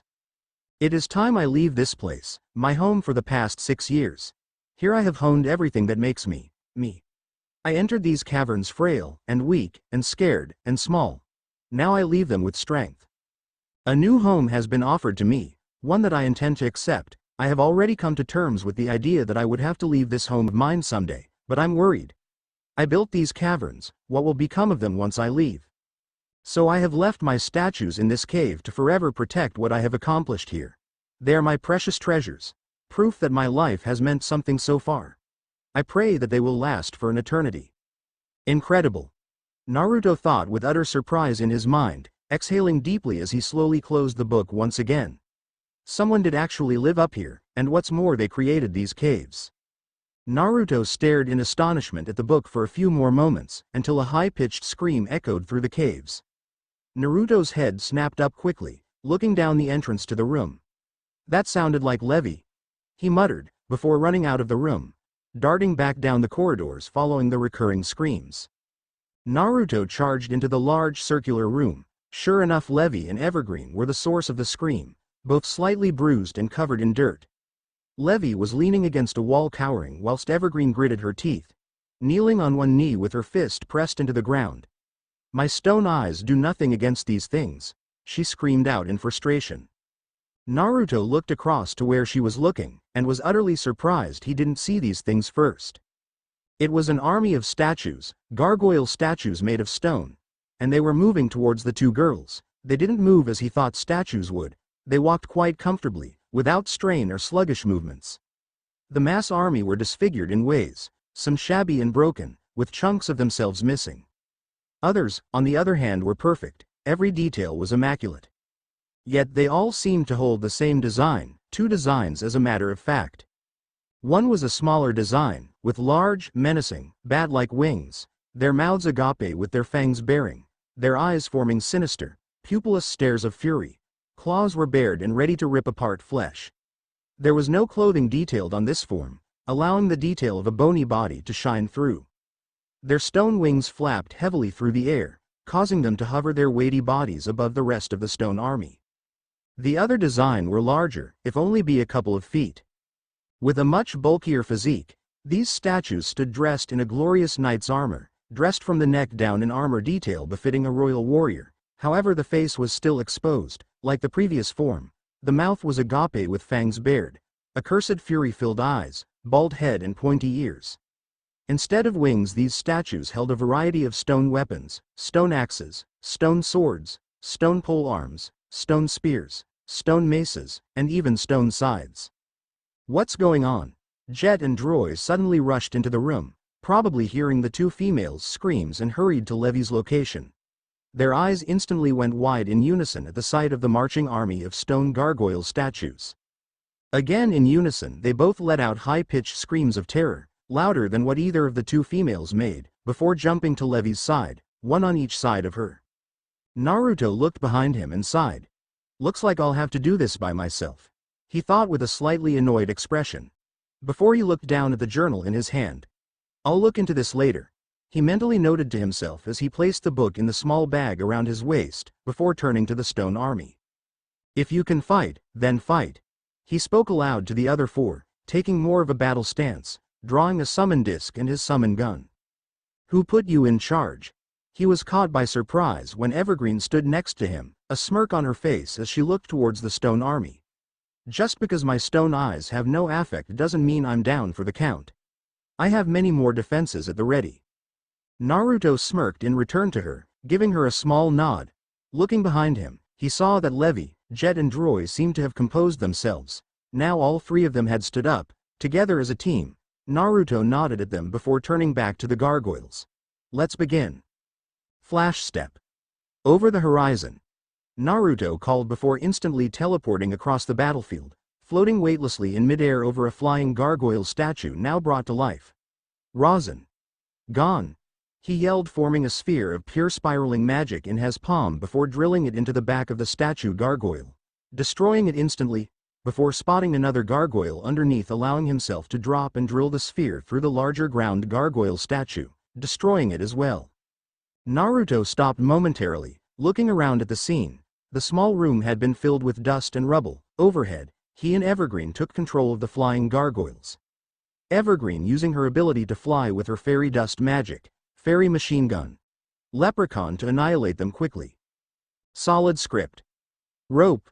Levi called from beneath him, created the word rope in the air, created from rope. Jet quickly took hold of him, and with his god's leg, ran quickly around 20 soldier gargoyles and bundling them together. Droy, now, he screamed towards his black-haired partner. Got it. Droy replied quickly, throwing his live coal seeds into the mix of gargoyles before slapping the palms of his hands together. Hammer plant. Large vines with plant hammers at the top emerged from the ground, quickly pummeling the 20 gargoyles into rubble. Levi. Go again with solid script. Droy shouted to the small blue-haired girl, having her repeat their team battle formation. It's a good thing these gargoyles are weak and already broken, we're taking them out quickly. Naruto smirked victoriously as he destroyed another flying gargoyle with rosin. Just then a loud zombie-like moan was heard. They all turned to the source. From the stairs came a massive statue gargoyle, every step shaking the ground they stood on. Standing at least 25 feet tall, this monster held a large scepter tipped with a hammer-like ball, unlike the other conventional weapons the smaller gargoyles used. Dressed in armor-like details with a long stone cape stuck in a fixed position surrounding it, on its head was a deformed crown, with small spikes digging into its head from the base of the crown. As it approached, it swung its massive scepter towards Levi, who was unprepared for the attack. Shit! Naruto thought with worry, staring directly at Levi. Flash step. Target. Levi. He quickly teleported to her location, having enough time to throw her out the way, yet not enough time to move himself. He took the fall force of the swing from the scepter, launching him across the hall into the wall of the cave. The king gargoyle hit several of its subordinates, destroying them instantly. The king gargoyle swung its scepter again, trying to hit the others, but the dodged effectively, being more ready for its attack. The attack collided with the cave's walls, shaking the entire hall. Large chunks of rock began falling from the ceiling. It's gonna cause a cave-in if it isn't dealt with quickly. Naruto grunted as he stood back up, taking out his contract gun. Load platinum disc. He shouted as he took out his newest disc and loaded it into the gun. Summon. 11th year Zushi. Yiro the dog. A bright light shone from the gun. As the light faded, he found that everything about Yiro had changed. He presented a new form to Naruto, the one that so far seemed the most human. The fur had left his face, save for short blue hair on the top of his head, with a stripe of black fur. The blue hair was long enough to resemble 2 ears. A black mask covered his red eyes and shorter muzzle, revealing only the cheeks, mouth and parts of the forehead, revealing tan skin. Yellow fur covered his torso with a large spike in the center of his chest. Sleek black fur covered his shoulders and forearms, where another 2 spikes grew from the back of his hands, as well as his legs from his knee downwards. His upper arm and thighs were covered by sleek blue fur. His body was very lean, not nearly as muscular as his other form, and was also much shorter in comparison, now standing around the same height as Naruto himself. Thank you for summoning me, Naruto. I was beginning to worry about your safety against these things. I can feel Spedy's curses radiating from them. Yiro spoke in a cool, calm voice, yet his brow furrowed in what appeared to be anger. We need to defeat it quickly. Yiro, can you help? Naruto asked as he moved to stand next to the dog spirit. Yes. Yiro nodded affirmatively. This will be a good opportunity to practice what you taught me. Yiro smirked, overflowing with confidence. Naruto grinned himself, remembering his last conversation with Yiro. Flashback. So what did you want, Yiro? Naruto looked at the small dog in front of him, being taken away from Lucy by the small dog who made a request from the blonde a while ago. I would ask you for a favor, Naruto. Yiro replied, before closing its small eyes. A bright light enveloped him. Naruto watched the small dog as it suddenly grew in size, moving to stand on its hind legs only. As the light faded, he found that everything about Jiro had changed. He presented a new form to Naruto, the one that so far seemed the most human. The fur had left his face, save for short blue hair on the top of his head, with a stripe of black fur. The blue hair was long enough to resemble 2 ears. A black mask covered his red eyes and shorter muzzle, revealing only the cheeks, mouth and parts of the forehead, revealing tan skin. Yellow fur covered his torso with a large spike in the center of his chest. Sleek black fur covered his shoulders and forearms, where another 2 spikes grew from the back of his hands, as well as his legs from his knee downwards. His upper arm and thighs were covered by sleek blue fur.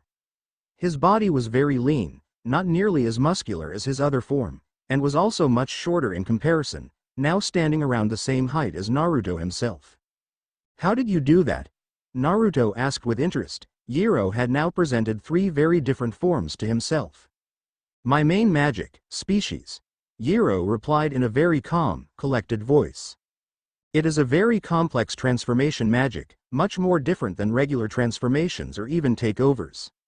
I can morph different aspects of my body to suit any battle. This form is my speed form. It gives me my highest possible speed, as well as uncanny reflexes. However, it negates strength, pitting me weaker against foes who can match my speed but also have strength, such as Wing when he uses burst."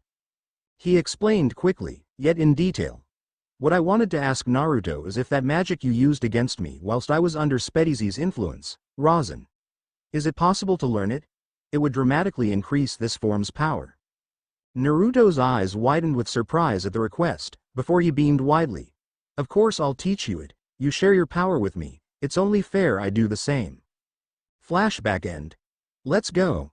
Naruto shouted. With incredible speed, Naruto and Jiro sped around the cave, both of them with Rasen Gon charged in their hands. They attacked different parts of the 25-foot-tall gargoyle. Naruto attacked its right hand, yet only destroyed up to the elbow. However, the gargoyle lost the scepter with the attack. Jiro drilled his into its left leg. His wasn't as strong or perfect yet as Naruto's, leaving a large hole in its leg rather than destroying it. Naruto jumped high in the air, drilling another Rasen Gon into its chest, illuminating the gargoyle's face. That was when Naruto noticed it, the jewel in the center of its crown. It was unlike anything he had ever seen before. The gargoyle moved to grab him with its remaining hand, but the blonde mage quickly jumped away. Naruto placed his right palm behind his left hand, extending his arms out. "Rasen Teiho," he called. The spiraling sphere of pure magic grew in his hands, being larger than the usual size of Gon. Instead of moving, the sphere extending into a horizontal pillar of pure magic, striking the gargoyle on the left shoulder, enough to completely blow off its head and arm, crumbling the rest of the gargoyle to pieces. Its head flew towards Naruto, and he quickly grabbed it, before a terrible shaking could be felt. It was as if the place was programmed to destroy itself with the destruction of the king gargoyle. Walls began to crumble and crack, larger chunks of rock collapsed from the ceiling. "Jiro, go back!" Naruto yelled towards the spirit, which nodded before disappearing in a faint light. "Everyone get out, the place is gonna cave in," he called to the rest of his team. None of them wasted any time. They all sped through the cave, the collapsing ceiling not far behind them. Luckily the pathways were straightforward, quickly directing them towards the bright light of the open sky. They jumped out of the cave's entrance just as it collapsed, forever closing off the cave to trespassers again. That was close. Jet sighed loudly, laughing quietly in relief. "Say, Naruto, why did you keep that thing's head?" He looked towards the blonde with skepticism, seeing the king gargoyle's head in the blonde's arms. However, Naruto didn't respond. He looked at the jewel on the monster's crown. A tortoise, with a snake coiled around it, was present on the front. How bizarre. He stared in confusion at the design. His fingers moved towards the jewel, and with slight difficulty he plucked it from its stone casing. It was flat, just like his discs, made out of a peculiar blue diamond-like substance. On the opposite side of the disc, it had the symbol for something known as black tortoise. He casually dropped the head of the gargoyle, staring at the disc with awe and wonder. "Just what is it?" "Your fighting skills and natural leadership have impressed me," Evergreen spoke to him, breaking him out of his fixated trance upon the disc. "Something that isn't easy to accomplish." The blonde only looked back at her, nodding once. "Come on," he called to the entire group. "We should head back to the town." We all went in different directions in the cave, so we searched the entire place. The only thing that was in the cave was a room in the center of the cave filled with gargoyles made out of stone. But they came alive and started to attack us. Our fight with them caused a cave-in, but there was definitely no treasure in the cave and no signs of mining for treasure. It appeared to be just a regular old cave. Levi explained the situation to the village's leader, Anhalterin, who appeared suspicious of the story as he listened to it. And you're sure there was no treasure at the cave? He mused as he stared at the team. Naruto subconsciously tightened his grip on the disc, whilst his other hand moved to his back pocket, gently touching the journal book he found in the cave. Positive. There was nothing there. The blonde replied for the group after a few seconds. That's a pity, makes me wonder if you even deserve a payment if you came back empty-handed. The old man spoke to himself out loud, stroking his chin contemplatively as he thought on the matter. Wait a minute. The blonde spoke again, his brow lowering with annoyance. The request explained that the job was to explore and search the cave. There was no specification on returning with treasure. If you wanted treasure returning, you should have stated in the request. The matter of fact is that we performed what was required from us as stated in the request, and we put our life on the line in that job. We deserve a payment. Naruto spoke with authority, his blue eyes flaring slightly with anger. His stare locked onto the old man, and it was something that Anhalterin did not want to challenge. Very well, follow me and you'll receive your payment.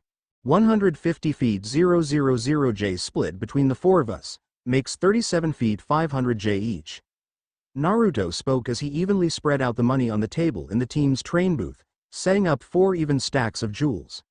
By the way, when did Evergreen leave? I thought she would have wanted part of the money. Naruto added the question as he picked a stack up and put it back into his pocket. She left when we went with Anhalterin to get our payment. I suppose she wanted to make her own, quicker way back to the guild. She is quite reclusive actually. I doubt she wanted to spend an entire train journey with us as well. Levi replied with a cheery complexion as Team Shadow Gear pooled their cuts into one stack before Levi picked the whole sum from the table. Naruto shrugged his shoulders after carefully listening to Levi's explanation. Oh well. It's not like I'll probably ever see her again if that's the case. He spoke with a small smile, before fishing through his pocket, taking out the diamond blue disc once again, flickering against the light that shone through the window. Naruto, just what is that? Droy asked with interest, his head nodding towards the small item in Naruto's hand. Naruto's eyes did not move from the small disc. I have no idea, he replied honestly, still fixated upon the small item. But it looks a lot like my summoning tools. I'm going to research it when I get back to my apartment tonight. Laxus. Evergreen stood staring at the back of her leader, her idol as he was sat down, his long cape pooling over the chair he was sat on, spiky headphones covering his ears, and spiky blonde hair being seen on his head. I have found you your final member. She saw how his head raised slightly. It appeared that even he was surprised at the news. You, Fried, or Bixlow have never spoken those words towards me before.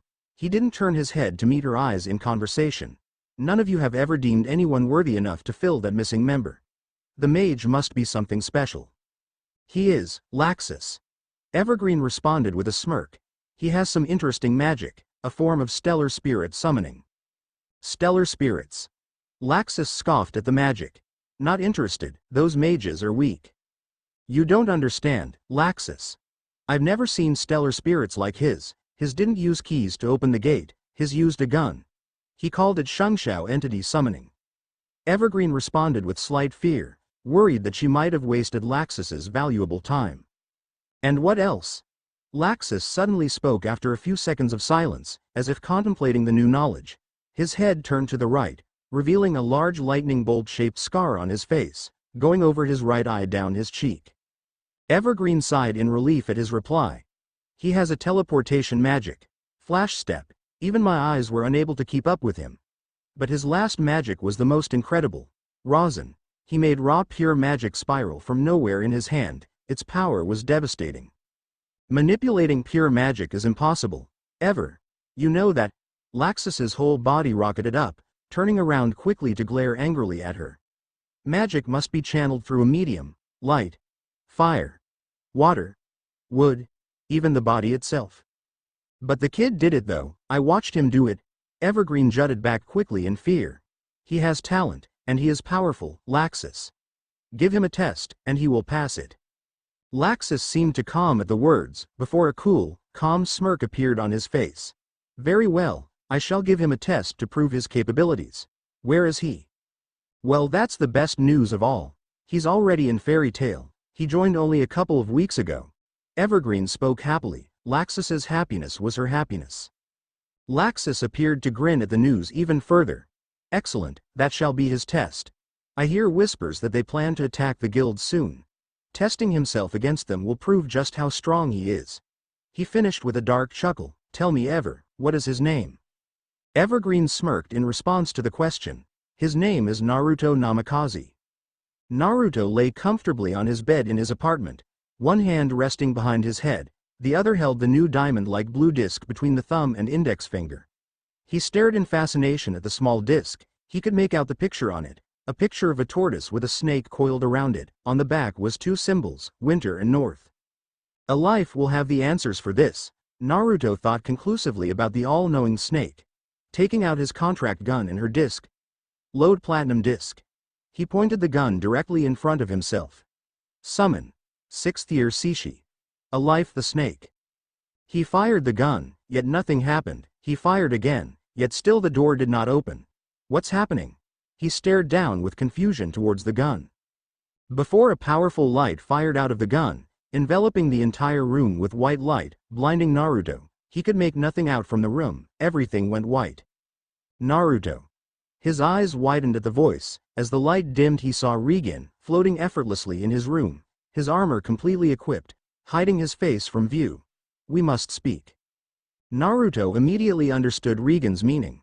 Regan must speak. He must listen. This has not happened for many centuries, one of the Benitoide discs falling into a summoner's hands. So this is what this is? A Benitoide disc? Naruto spoke, raising the disc into view of Regan, who nodded once in return. The Benitoide discs are at a level even beyond as platinum disc summons. Only 4 of them exist, and for the longest of times, I believed that they had been lost to the ages. Yet by coincidence, or by sheer dumb luck, you, the first Shungshao entity summoner in 400 years, finds one. Regan commented. Naruto marveled at the small disc in front of him. Is it really that rare? He spoke in a hushed whisper filled with awe. Once again, Regan gave one small nod. And their power is beyond imagination. These spirits are beyond you at this moment in time. Forming the necessary bond between them is extremely difficult. Only the most courageous of mages, only those most at peace with themselves can harness their true power. Can you tell me anything else about them? What are they? What can they do? Naruto began bombarding questions at the leader of the Shungshao Zodiacs. Regan only shook his head once. That is as far as my knowledge on them goes. And don't bother asking a life. I have already instructed her not to discuss the topic with you. You are not ready to pursue them, not yet anyway. Naruto's eyes widened slightly, before a small smile grew on his face. So is that all you came to tell me, Regan? There is more. Regan nodded affirmatively. Times have changed. Spedy has begun to make faster, more unpredictable movements.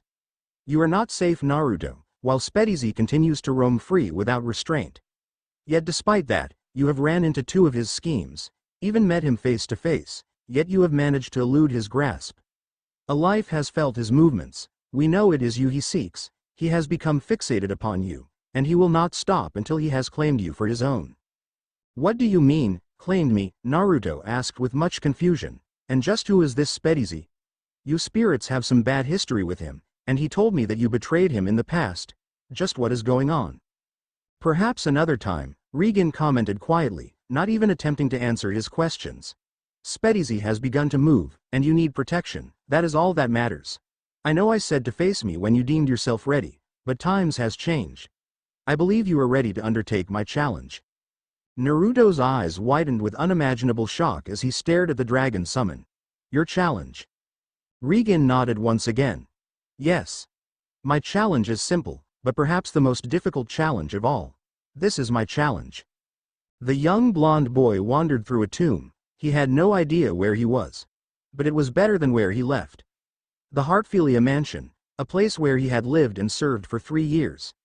Taken in by the matron of the house, Layla Heartfilia, and her death last week meant his safety there was uncertain. You're nothing but a street rat. Plucked from the streets on a whim of Layla's kindness. He remembered the master of the house's words. Jude Heartfilia had always disliked him, doubting his capabilities, and only allowed him to stay because of Miss Layla. When she passed away, there was nothing to stop Jude returning him to the streets. Promise me, Naruto, promise me you will look after my daughter, Lucy. I knew the moment I met you that you will do amazing things in the world. Please keep her safe. He remembered the final words Miss Layla had said to him. Even on her deathbed she thought of her daughter first. I'm sorry, Miss Layla. I can't protect Miss Lucy now. I'm just not strong enough yet, but one day I will find her. I never go back on my promises. He entered a large room in the tomb, what he assumed would be the center. In the middle of the room was just a box. Carefully he made his way across the room towards it, until he knelt before the box. Opening it gently he discovered inside was a golden gun, with a weird part that looked like a slot entering the barrel. Next to it was a shiny platinum disc. He picked both up carefully. On one side of the disc was a stylized design of a dragon, on the other was the symbol for dragon, and Naruto stared in wonder at the small object. He noted that the disc was the perfect size for the slot in the gun. He loaded the disc into the slot and pushed it closed, before pointing the gun in front of him, pulling the trigger and firing. A bright light enveloped the room instead of a tremendous bang being heard. The small boy was blinded instead of being deafened. Is this a joke? The blond boy heard a disappointed voice ring out. When he opened his eyes he saw a man, dressed head to toe in armor appeared. His armor was spiked in a shining blue and gold color, the feet shaped like claws digging into the earth. His helmet was tipped with a long red fabric flowing behind him. 3 long thorn whips of steel extended from in between the shoulders of the armor. The Shengshao summoner has been dead for 400 years, and now the first one since then is nothing but a small boy, who does not understand the power he has just been gifted. Who are you calling a boy? Naruto responded with anger, standing back up on his feet. My name is Naruto Namikaze. Remember it. And I might not understand what just happened here, so go away then if you are not happy. I don't need you. The mysterious man stood silent, only looking down towards the boy through his helmet. The strength of this boy's heart, I can feel it radiating. With time, he may grow into some more powerful than I can imagine with that kind of strength already dormant within him. You are far too young and unready to undertake my challenge. The man spoke out loud now towards the young boy. However, I will allow you to prove your worth. Search for the other Shengshao entity spirits, and when you are ready, come to me again for my challenge. He finished before disappearing in a bright light, the disc popping back out of the gun. Checkmate. Naruto smiled victoriously as he moved his castle piece, locking Liru's king in the back 2 lines of the board, the blonde's queen piece guarding the other line. Naruto was so lost in the hours-long game he had completely forgotten about the stench of the dirty sewer he was currently sat in. Grime and sewage covered the cylindrical walls. Even now he sat on a damp dirty box whilst undertaking Liru's challenge. For 4 years he had searched for the whereabouts of any of the Shengshao. So far he had yet to use his contract gun. Regan just refused to heed his summons. Impossible. Liru screamed in defiance. How does a 14-year-old boy beat my intelligence, me, Liru the rat? Liru screamed out for answers, yet only he and Naruto were present. Even with my cheating, he still wins. You were cheating? Naruto's eyebrow rose in surprise to Liru's slip of the tongue, something even the large rat noticed as well. Remember this kid, I rule, always. Liru came clean, but remained cryptic in his response. It's okay, in all honesty, I cheated as well. Naruto answered honestly, giggling cheekily, winking and sticking his tongue out at the spirit rat. Within the first few minutes of the game I knew he wouldn't be able to beat you fairly. I'd love to have your skills in my team. Liru, please work with me as my partner? Liru's eyes widened with the revelation before his face morphed to a sly smirk. I like you, kid. You have the natural prankster's cunning, as well as the natural prankster's innocence. I think we will make great partners. He spoke, holding out his grotty paw towards the young blonde mage. Naruto beamed widely, ignoring the dirtiness of the paw, and grabbed it with his own hand, shaking it once before Liru began disappearing in a dirty white light. Naruto stood before the large green snake. It had been 1 whole year since he had found Liru, and now in the middle of an Amazon rainforest, under the information from an old woman he had met in a town some weeks back, He had finally found the snake spirit of the Shengshao, a life. Let's begin your challenge, a life, he said with a warm smile. Her challenge did not seem difficult. To look at her Medusa form and not feel fear, she had explained that if one feels fear when looking at her Medusa form, their body would become paralyzed. Even if the fear wasn't directed at her, the smallest amount of fear would end with paralysis. The snake nodded, before growing significantly larger. Her scales turned a darker green, her eyes turning a darker blood red, with a red gem appearing in between her eyes. Black bands covered the length of her body. And a hood grew from her body, and on the hood was a dark face with black eyes with concentric red rings in them with a jagged dark smile. Naruto stared at the darker appearance of the snake, yet he felt nothing. "I'm not scared," he replied honestly. "If anything, you just look so much more cooler." A large beaming smile grew on his face. The snake's brow furrowed, before reverting back to her original form. "You've passed the first part of my challenge," the snake hissed out, before quickly darting towards the blonde, her body coiling around his until her arms reaching his head. "Now for the real task," she hissed softly again, her hands beginning to stroke through his blonde locks. Amazing. A life spoke as if in euphoria as her hands stroked through his hair. "This boy, he has nothing but pure thoughts. I sense no darkness, no evil, no malcontent or misuse for his spirits. He truly cares for us." A very faint red tint appeared on her face. "He does not view me as a friend or tool, but a companion and a friend." Naruto only stood still, allowing the snake to do whatever she was doing. "I shall accompany you. I shall become your partner. My strength is yours." "And my strength is yours as well," Naruto replied with a large grin, his hand reaching hers before she started disappearing in a faint light. The last thing he heard from her was a hissing, yet girlish shy giggle. Naruto grunted as Win's large fist connected with his cross-armed guard, before spinning in the air to kick the tiger spirit in the chest, knocking him back. Yet Win recovered quickly, charging towards Naruto before he even had the chance to touch the floor, delivering a powerful knee to Naruto's abdomen whilst in midair before punching him in the same spot as the blonde rose, launching across the empty field they found to train. Naruto grunted with pain as he rolled along the floor to a halt, before slowly rising to his knees. "Why do you not use magic, Naruto?" Win asked as he watched his blonde owner rise to his feet. Naruto gave a smirk back to Win. "Because you're not using any magic," he replied, crouching back down to a fighting stance. "It wouldn't be fair if I used magic." Win gave a small chuckle. Small bone spike began growing from his fists and forearms. "Then perhaps I should raise the level of this game." "So why am I doing this, Yiro?" Naruto asked as he sat cross-legged next to the dog summon, his power form on the top of a grassy hill at sunset, the wind gently brushing through the grass, creating wave patterns along the hill. "Because you are strong in body and spirit, Naruto, but you must also be strong in mind as well, otherwise it could hinder the strength of your body and spirit. You must keep them on par with each other. Meditation is a good method of training the mind, developing how to relax and empty your mind, as well as learning how to focus." The dog spirit replied, already entering a meditative position. Naruto nodded in understanding, before mimicking the position Yiro displayed. "Okay, so empty my mind, focus on emptying my mind.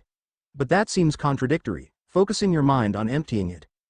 Naruto sat with his brow furrowed. Thoughts kept wandering in and out of his head as he attempted to clear his mind. "I wonder how Lucy is. I haven't seen her in a while. Does she have any new spirits? Is she keeping up with her rent? How was her last job? Is she okay?" Thinking about Lucy, Yiro's voice suddenly broke him out of his train of thought. The blonde mage coughed and stammered loudly, his cheeks turning a faint red. The blonde turned towards the dog spirit, noticing an uncharacteristic sly and cheeky smirk on his face. "Do you love her?" "That's a bit extreme," Naruto answered once he had composed himself, but the red tint on his cheeks and the inability to meet Yiro in the eye remained. "I mean, she is really nice, and fun and cool, and I like her a lot. But love?" "I apologize for my brashness on pressing the subject," Yiro responded after hearing Naruto's indecisive answer. "You must remember, Naruto. I worry only for your safety." Naruto looked towards the larger human-like dog with confusion. What did his safety have to do with love? "Love is perhaps the most powerful thing in the world," Yiro continued. "However, It is also the worst drug in existence. It gives impossible highs, offer euphoria to people. However, if one becomes addicted to love, they can never get away from it. When they lack it, they crave it more than anything, and it can lead people in the darkness, turning people into monsters. So are you saying it is a bad thing to love then? Naruto asked, the only question that came to his mind during Yiro's speech. No, Yiro answered bluntly. Love can also be empowering. It can be a powerful driving force, giving people that edge, something worth fighting for. In fact, I commend you, Naruto, for pursuing love, but I would caution you as well. Be wary of those who would use it as a weapon against you, to give themselves an advantage over you and weaken you. Naruto's face fell blank at the words, as he looked back out to the sunset. Thoughts plagued his mind. Would my feelings for her put Lucy in danger? He would seriously at the idea of Lucy being hurt as a mean to hurt him, before he shook his head clear of the thoughts, his eyes snapping open to lock with the horizon. It doesn't matter, whatever danger is posed towards Lucy, I will always be there to protect her. Naruto stared at Regan, yet despite the leader of the Shungshao's request, a happy smile grew on his face as he stared down towards the summon gun.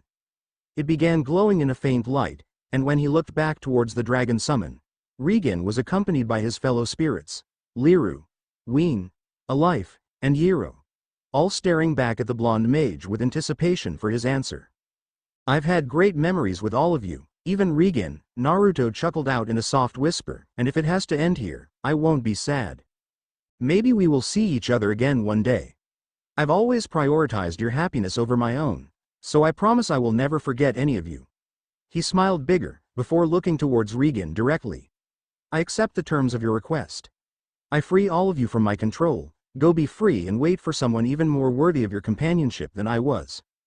A small tear fell from his eye as he walked over to Regan, placing his contract gun into the summon's hand.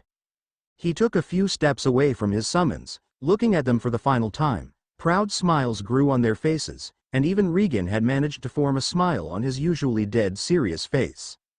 You pass my challenge, Regan spoke softly to the blonde mage, whose eyes opened wide-eyed in shock. I reign over the Shungshao, as such, my concern is only for their safety and happiness. Regan continued, noting the stunned to silence etched on the blonde's face. My owner must prove that he cares for his spirits even more than he does for himself, to relinquish his own happiness in exchange for theirs. This is what you proved, Naruto, and now I will work with you as your partner. A smile regrew on Naruto's face. That was a dirty trick. He spoke with slight anger, but laughed nonetheless, wiping the tears from his face. Regan chuckled slightly at the blonde mage's response. And now, there is something that must be done. Regan continued, regaining the blonde attention. Usually you must wait until have recruit 6 of the Shungshao before this new gift is given. However, since I am the leader of the Shungshao, and due to Spedy targeting you, I shall make an exception this one time. The dragon summon held up the golden contract gun, which began to glow in an abnormally bright golden light. Naruto could only make out the outline of the gun changing. As the light dimmed, Naruto now saw the full extent of what had been done to his contract gun. The gun had grown larger in size, colored in an even brighter gold color. The biggest change came in the fact that the gun was now double-barreled, with 2 slots being visible on either side of the gun. Along the barrel of the gun, intrinsic designs of 5 animals were shown, a dragon, rat, and tiger on the left barrel and a snake and dog on the right barrel. With this, you may now summon up to 2 of the Shungshao at the same time. Use this new power carefully, some of our powers blend better than others. Regan explained, throwing the gun back to Naruto. The blonde mage caught it easily enough. Looking back to the 5 spirits, he beamed a large grin in their direction. I promise I won't let you down, my partners, my teammates, my friends. The next day was sunny, warm and bright, as if the weather reflected Naruto's feelings. He stood in the guild hall with Lucy and Natsu, as well as Gray and Urza.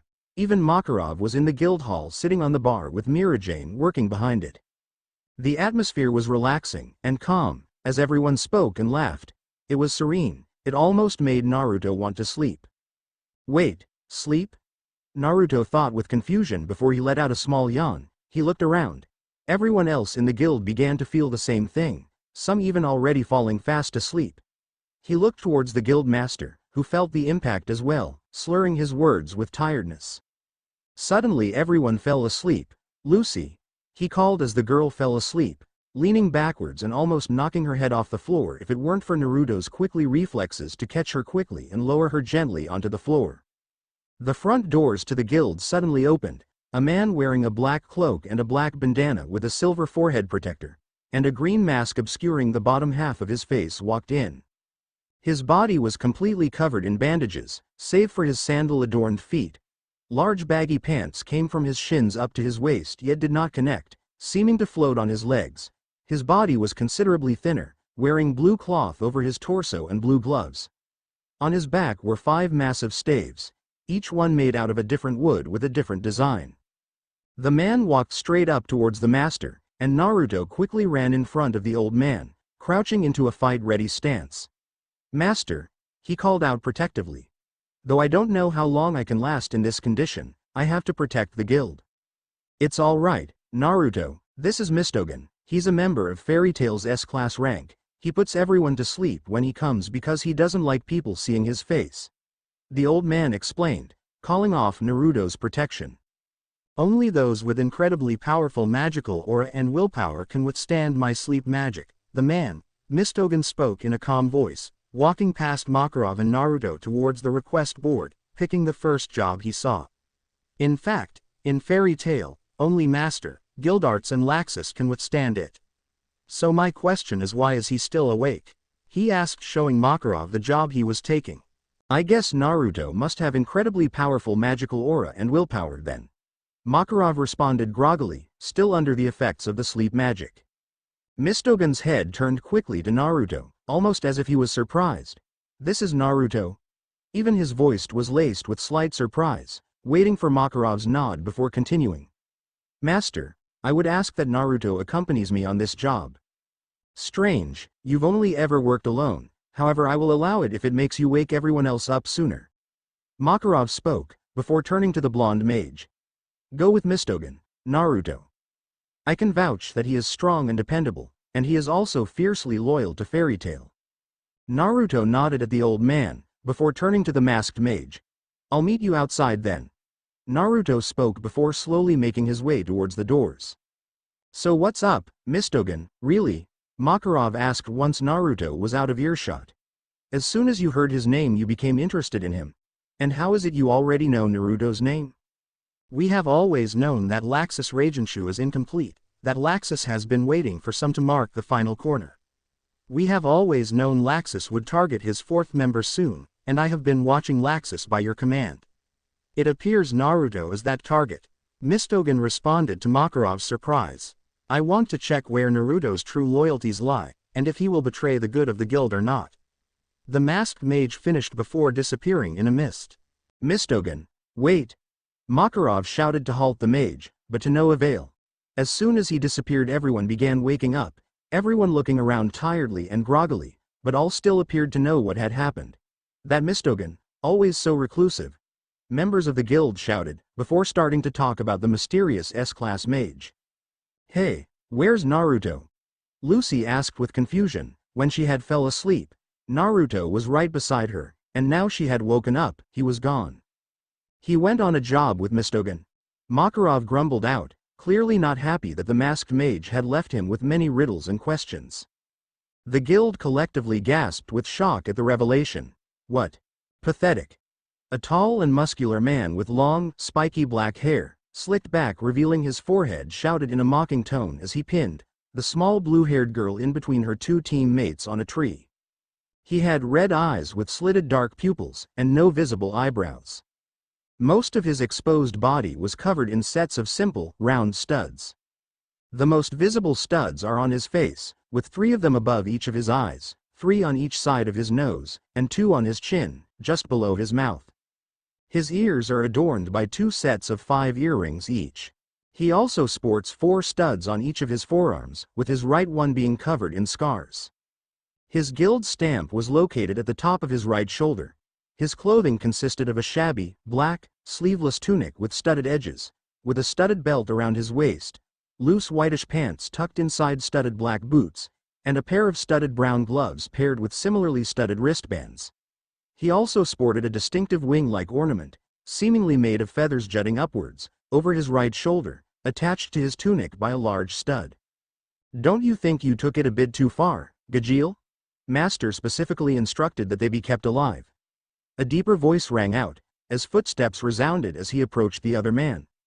The first man, Gargoyle chuckled in amusement. "It's not like you to show worry, sympathy or mercy." He laughed mockingly. "Besides, they are still alive, and even to do that was a task for me. Pain is never too much for these fairy trash." The other man shrugged his massive shoulders impassively. "Whatever, what matters is that fairy tale gets the message," he answered as he threw 3 large gravestones in front of each one of the fairy tale members. Levy, Droy and Jet was written on each of them, as well as the guild stamp on Gargoyle's shoulder. "Finish up here before we attract any unwanted attention." "And who put you in charge, Zabrak?" Gargoyle responded angrily, before his arm morphed into a large iron brand, shaped like his guild insignia. He dabbed it into the blood left on the floor from the 3 fairy tale members, before painfully pushing it onto the blue-haired girl's stomach, leaving their guild stamp on her stomach. "It's finally time to show Fury that Phantom Lord is the top guild." Gargoyle laughed as he and his mysterious accomplice left the scene, leaving behind the faint breathing of Shadow Gear. "That job wasn't as hard as I was anticipating, though it was a bit tiring." Naruto spoke, breaking the silence as he and Mistgun walked down a path in the middle of the forest. For a job partner, Mistgun had said nothing. Even after completing it and returning to collect the pay, now had he barely spoken more than 5 sentences. Still, the masked mage didn't reply to Naruto's attempts to make conversation, something that was beginning to annoy Naruto. "So why did you want me to join you on this job as soon as you heard my name?" "Laxus." Mistgun finally answered, although it confused the blonde. The name wasn't unfamiliar, that Evergreen constantly spoke of him as if he was a god. "He has recruited 3 members of Fairy Tail, named the Ragenshu. For now they remain as his personal bodyguards. However, the master believes there is an ulterior motive behind their formation. That he became even more estranged from the guild than he already is, taking 3 of Fairy Tail's strongest mages with him." "So what's this got to do with me?" Naruto asked, confused about his part in this. "The master and I believe that there is still 1 spot open in the Ragenshu, and we believe he is going to recruit you into it. You're a new member, haven't really made any strong connections with the other guild members, and you are a powerful mage, everything that Laxus values." Mistgun replied quickly, "Give a brief explanation to the blonde mage." "And why are you so sure he's recruiting 1 more member?" Naruto responded with yet another question. "He tried to recruit me into it a few months ago. I refused." Mistgun answered bluntly. "We believe Laxus has targeted you for his 4th and final member. Soon he may make the invitation." "And what if I refuse?" "Impossible." Mistgun answered bluntly again. "The invitation is impossible to refuse. When I declined, Laxus challenged me to a fight which ended in a draw, although he gained important information and leverage against me during the battle. You are strong, Naruto, but you are not on his level. He will destroy you if you refuse." "And what is this leverage he received?" Naruto frowned at Mistgun's underestimation of his abilities. "The master will consult you further on the matter of Laxus," Mistgun answered, dodging the blonde mage's most recent question. "Of course, this is all hypothetical at the moment. Laxus hasn't made a move yet." Members of the town and Fairy Tail clamored around the scene in shock. Having lifelessly from a tree were Levy, Jet and Droy, each one held up by metal braces over their wrists. Branded onto Levy's stomach was the Phantom Lord insignia. At the base of the tree were 3 headstones, each topped with the Fairy Tail insignia carved expertly into the stone. The 3 names were carved into the headstones, followed by the Phantom Lord insignia again underneath the. "This is too far." Unmatched fury filled Natsu's face as he stared at the 3 of them, battered and bruised in the tree with a stunned Lucy, Gray and Urza. The crowd began parting and went silent as the small old master of Makarov made his way to the tree, looking up at the 3 of them once more before lowering his head, a hand covering his eyes, yet 1 teardrop escaped, falling to the floor with a small splash. "Destroying our guild I could tolerate, but this," his head rose up anger, complete rage bulged the veins out on his forehead. "No father can stand idly by while the blood of his children is spilled. This cannot be forgiven and left unanswered." His smiley face staff was snapped in half by his grip tightening ferociously. He turned towards the Fairy Tail members. Expressions of anger covered all of their faces. Fairy Tail goes to war. What have you learned? And be quick, I'm going on a job soon. Laxus asked his 3 members of the Ragenshu. He had kept all them out of Fairy Tail, knowing that Makarov would declare war on Phantom Lord as soon as he saw Shadow Gear. Now the guild was deserted, his Ragenshu were gathered around him whilst he sat on a bench.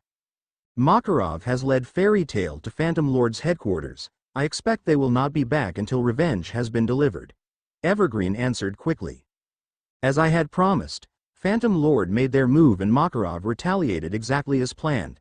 Laxus responded with a cool smirk. Bixlo, watch Naruto during the fight with your dolls, see how he responds to this threat against Fairy Tail. The Ragenshu members all seemed to quieten down. Laxus. Fried finally spoke. Naruto is not in Fairy Tail. He left with Mistgun on a job before they went to war. Laxus only laughed loudly at the news. So even Mistgun took an interest in him. He laughed loudly. Don't worry about it. I'm sure Naruto will join the battle sooner or later, but even that reclusive Mistgun sees potential in him. How interesting, Laxus mused, his interest in Naruto seeming to spark further with the news. So what do you want us to do, Laxus? Bixlo asked, his tongue remaining outside his mouth even as he spoke. Don't enter the fight. Watch Naruto through one of your dolls, Bixlo. Evaluate who is worthy of remaining in my Fairy Tail, and watch Naruto closely when he arrives. Laxus repeated, standing up from the bench. You 3 stay here and protect the guild hall in case anyone attempts to attack and destroy it. I won't have this hall destroyed, only the weaker members of Fairy Tail leave it. Juvia's waterlock can never be broken. The blue-haired girl spoke in a dull tone as Lucy lost consciousness in the sphere of water. Très bien. The green-haired man half hidden in the pavement.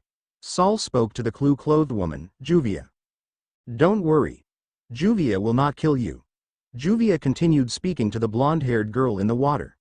Because it is Juvia's job to bring you back, Lucy Heartfilia-sama. She finished as she approached the sphere of water. Capture accomplished. Victoire. The green-haired man answered in return to Juvia.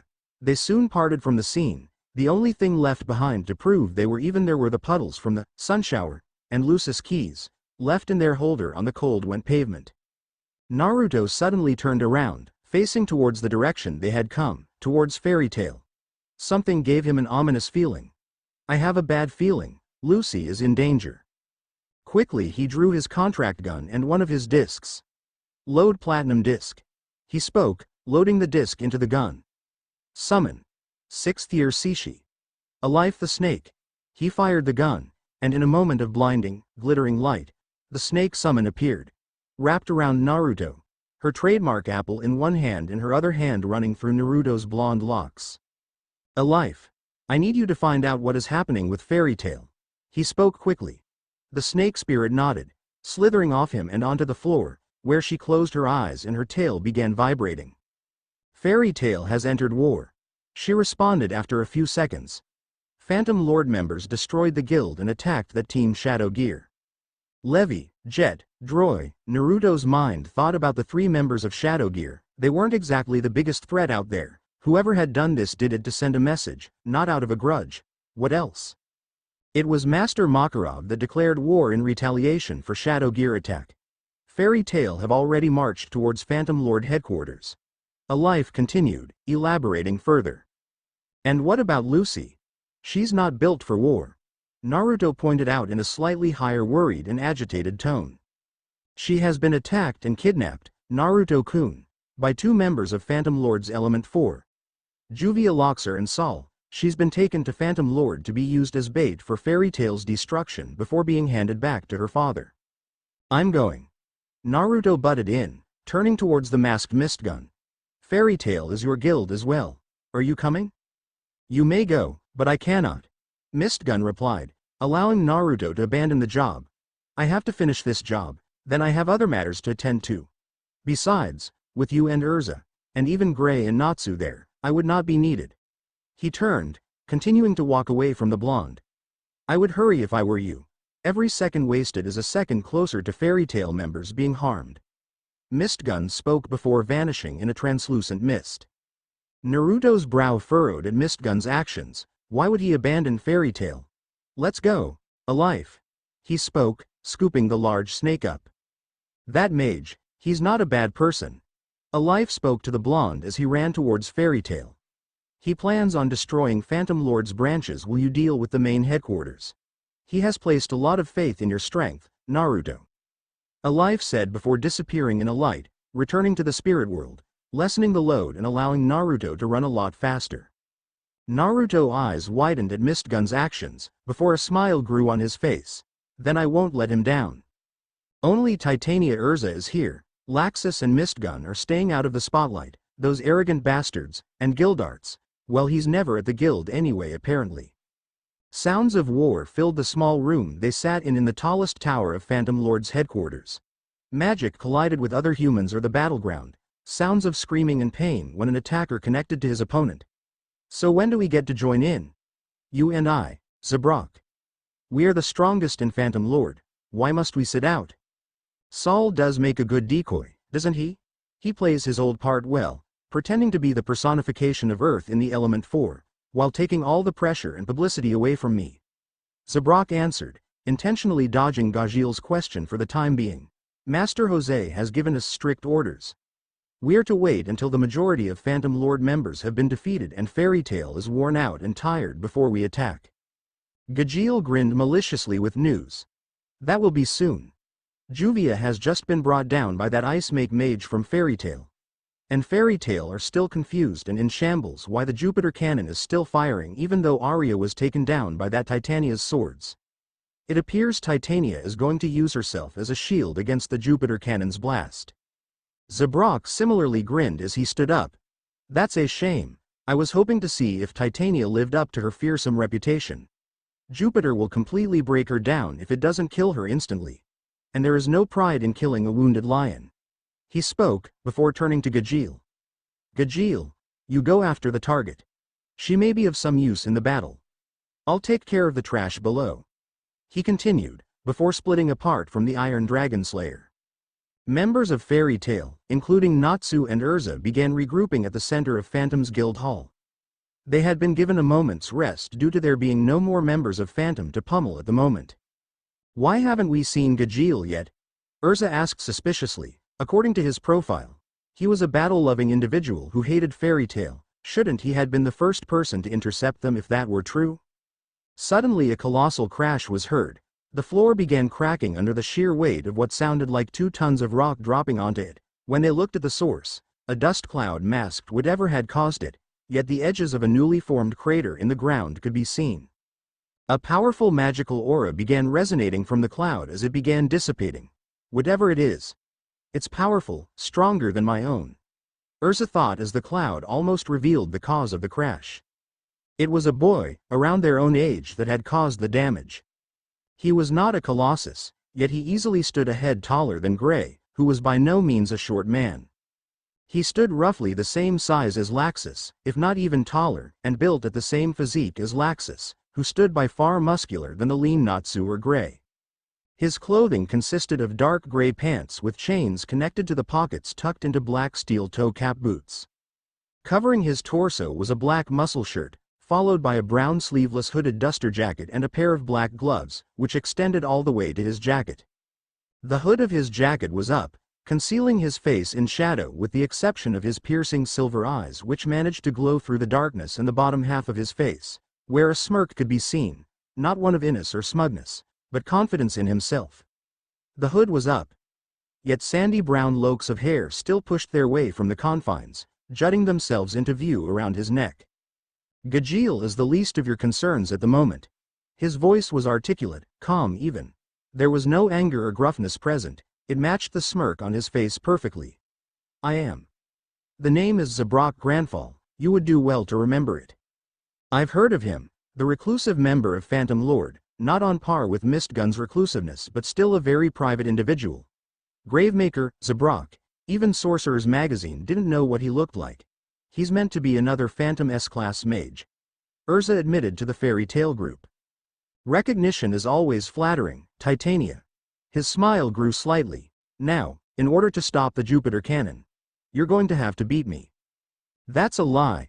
Natsu screamed in response. It's the element 4 that are linked to the cannon, and there's only one guy left. We've beat Sol, Juvia and Totemaru. Zabrak only responded with a small chuckle. True, but what if Sol no longer held that title? He asked to their utter surprise. He does play the part of my decoy well, doesn't he? So in order to stop it, we still need to be this guy and Arya. Urza deducted, staring down the hooded mage. Other members of Fairy Tail also began taking a fighting stance against him. Zabrak's smirk turned to a wide grin as he crouched down into a stance. I'll make you a deal. If any of you force me to have to use magic, I'll build you all fine gravestones. You helped Gajeel attack Fairy Tail. Natsu's fury knew no bounds. He knew instantly as he remembered the 3 gravestones at the bottom of the tree under Shadow Gear. He charged full speed at the larger mage, his fist alit with red-hot flames.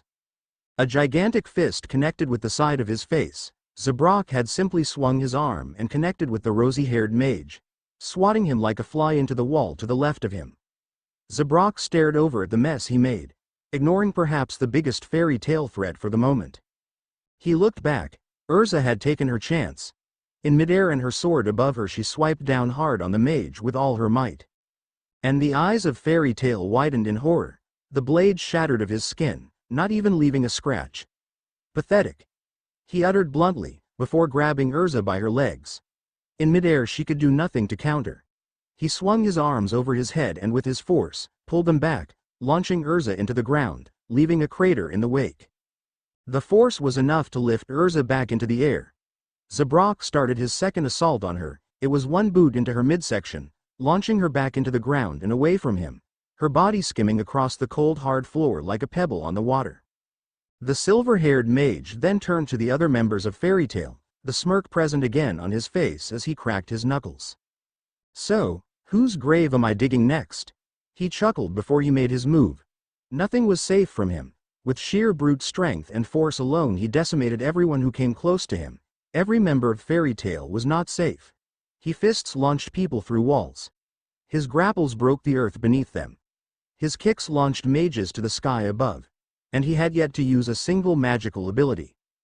Hey, Fairy Tail. Even Zabrak stopped at the voice calling, as the downed members of Fairy Tail recovered to see who called them. Look what I've got. A cackling laugh resonated through Phantom's ruined guild. Gajeel Red Fox, ace of Phantom Lord and Iron Dragon Slayer, had Lucy, battered and bruised, hanging in the air by her hair clumped up into his fist. If you can't even beat Zabrak, there's definitely no way you're gonna free her from me. Gajeel laughed out evilly once again. You bastard! Natsu screamed towards the black-haired mage, whose self-righteous grin only grew further. Stupid salamander, you're a disgrace to Dragon Slayers to think that you... He was cut off by a boot connecting to his face. He couldn't even see the person behind the surprise attack. His grip on the girl had been released with the surprise attack, and his body rocketed into the nearby wall, halting as his back connected to it and sliding down to the ground. Lucy flew up into the air until she landed in someone's arms bridal style. She finally opened her eyes, and a warm smile couldn't help but grow back on her face. For a minute, I didn't know if you would get here in time, but you came. A tear slid down her face as she stared up to those familiar ocean blue eyes, surrounded by a mop of spiky blonde hair. Naruto's warm smile stared back at her. They lingered in this moment for only a second, before he led her down to the floor. Stay safe, Lucy. This will be over soon. He spoke calmly, before looking towards Natsu. Natsu, you go after Gajeel. He ordered before turning to Urza, who had managed to rise to her feet once again. Urza, you go and get Arya. I'll deal with this one. He shouted, before he disappeared from the spot. Rosin. Gone. Zabrak had no time to react. The blonde was just suddenly crouched down in front of him, an orb of blue, swirling magic in his palm. He thrust the attack into Zabrak's stomach, and the larger mage's eyes widened with shock and pain. He managed to hurt me, hurt this body, was the only thought that ran through the silver-haired mage's mind as he was launched across the guild hall. Other fights had ceased to see the events occurring between the two mages. Phantom Lord members stood stunned at what had just occurred. Nobody interfere. Naruto roared to both Fairy Tail members and Phantom Lord members as he calmly walked towards the downed Zabrak, who lay all the way at the other side of the guild hall. Zabrak returned to his feet easily enough, still a smile was plastered on his face. Oh, so you're the real prize here, he chuckled out as he grinned madly. Naruto slipped into a fighting stance as he got closer. For what you've done to Fairy Tail. His head lifted menacingly, his eyes had darkened with pure rage as he glared down the hooded mage. I'm gonna break you. The end. Now we will see you in the next video.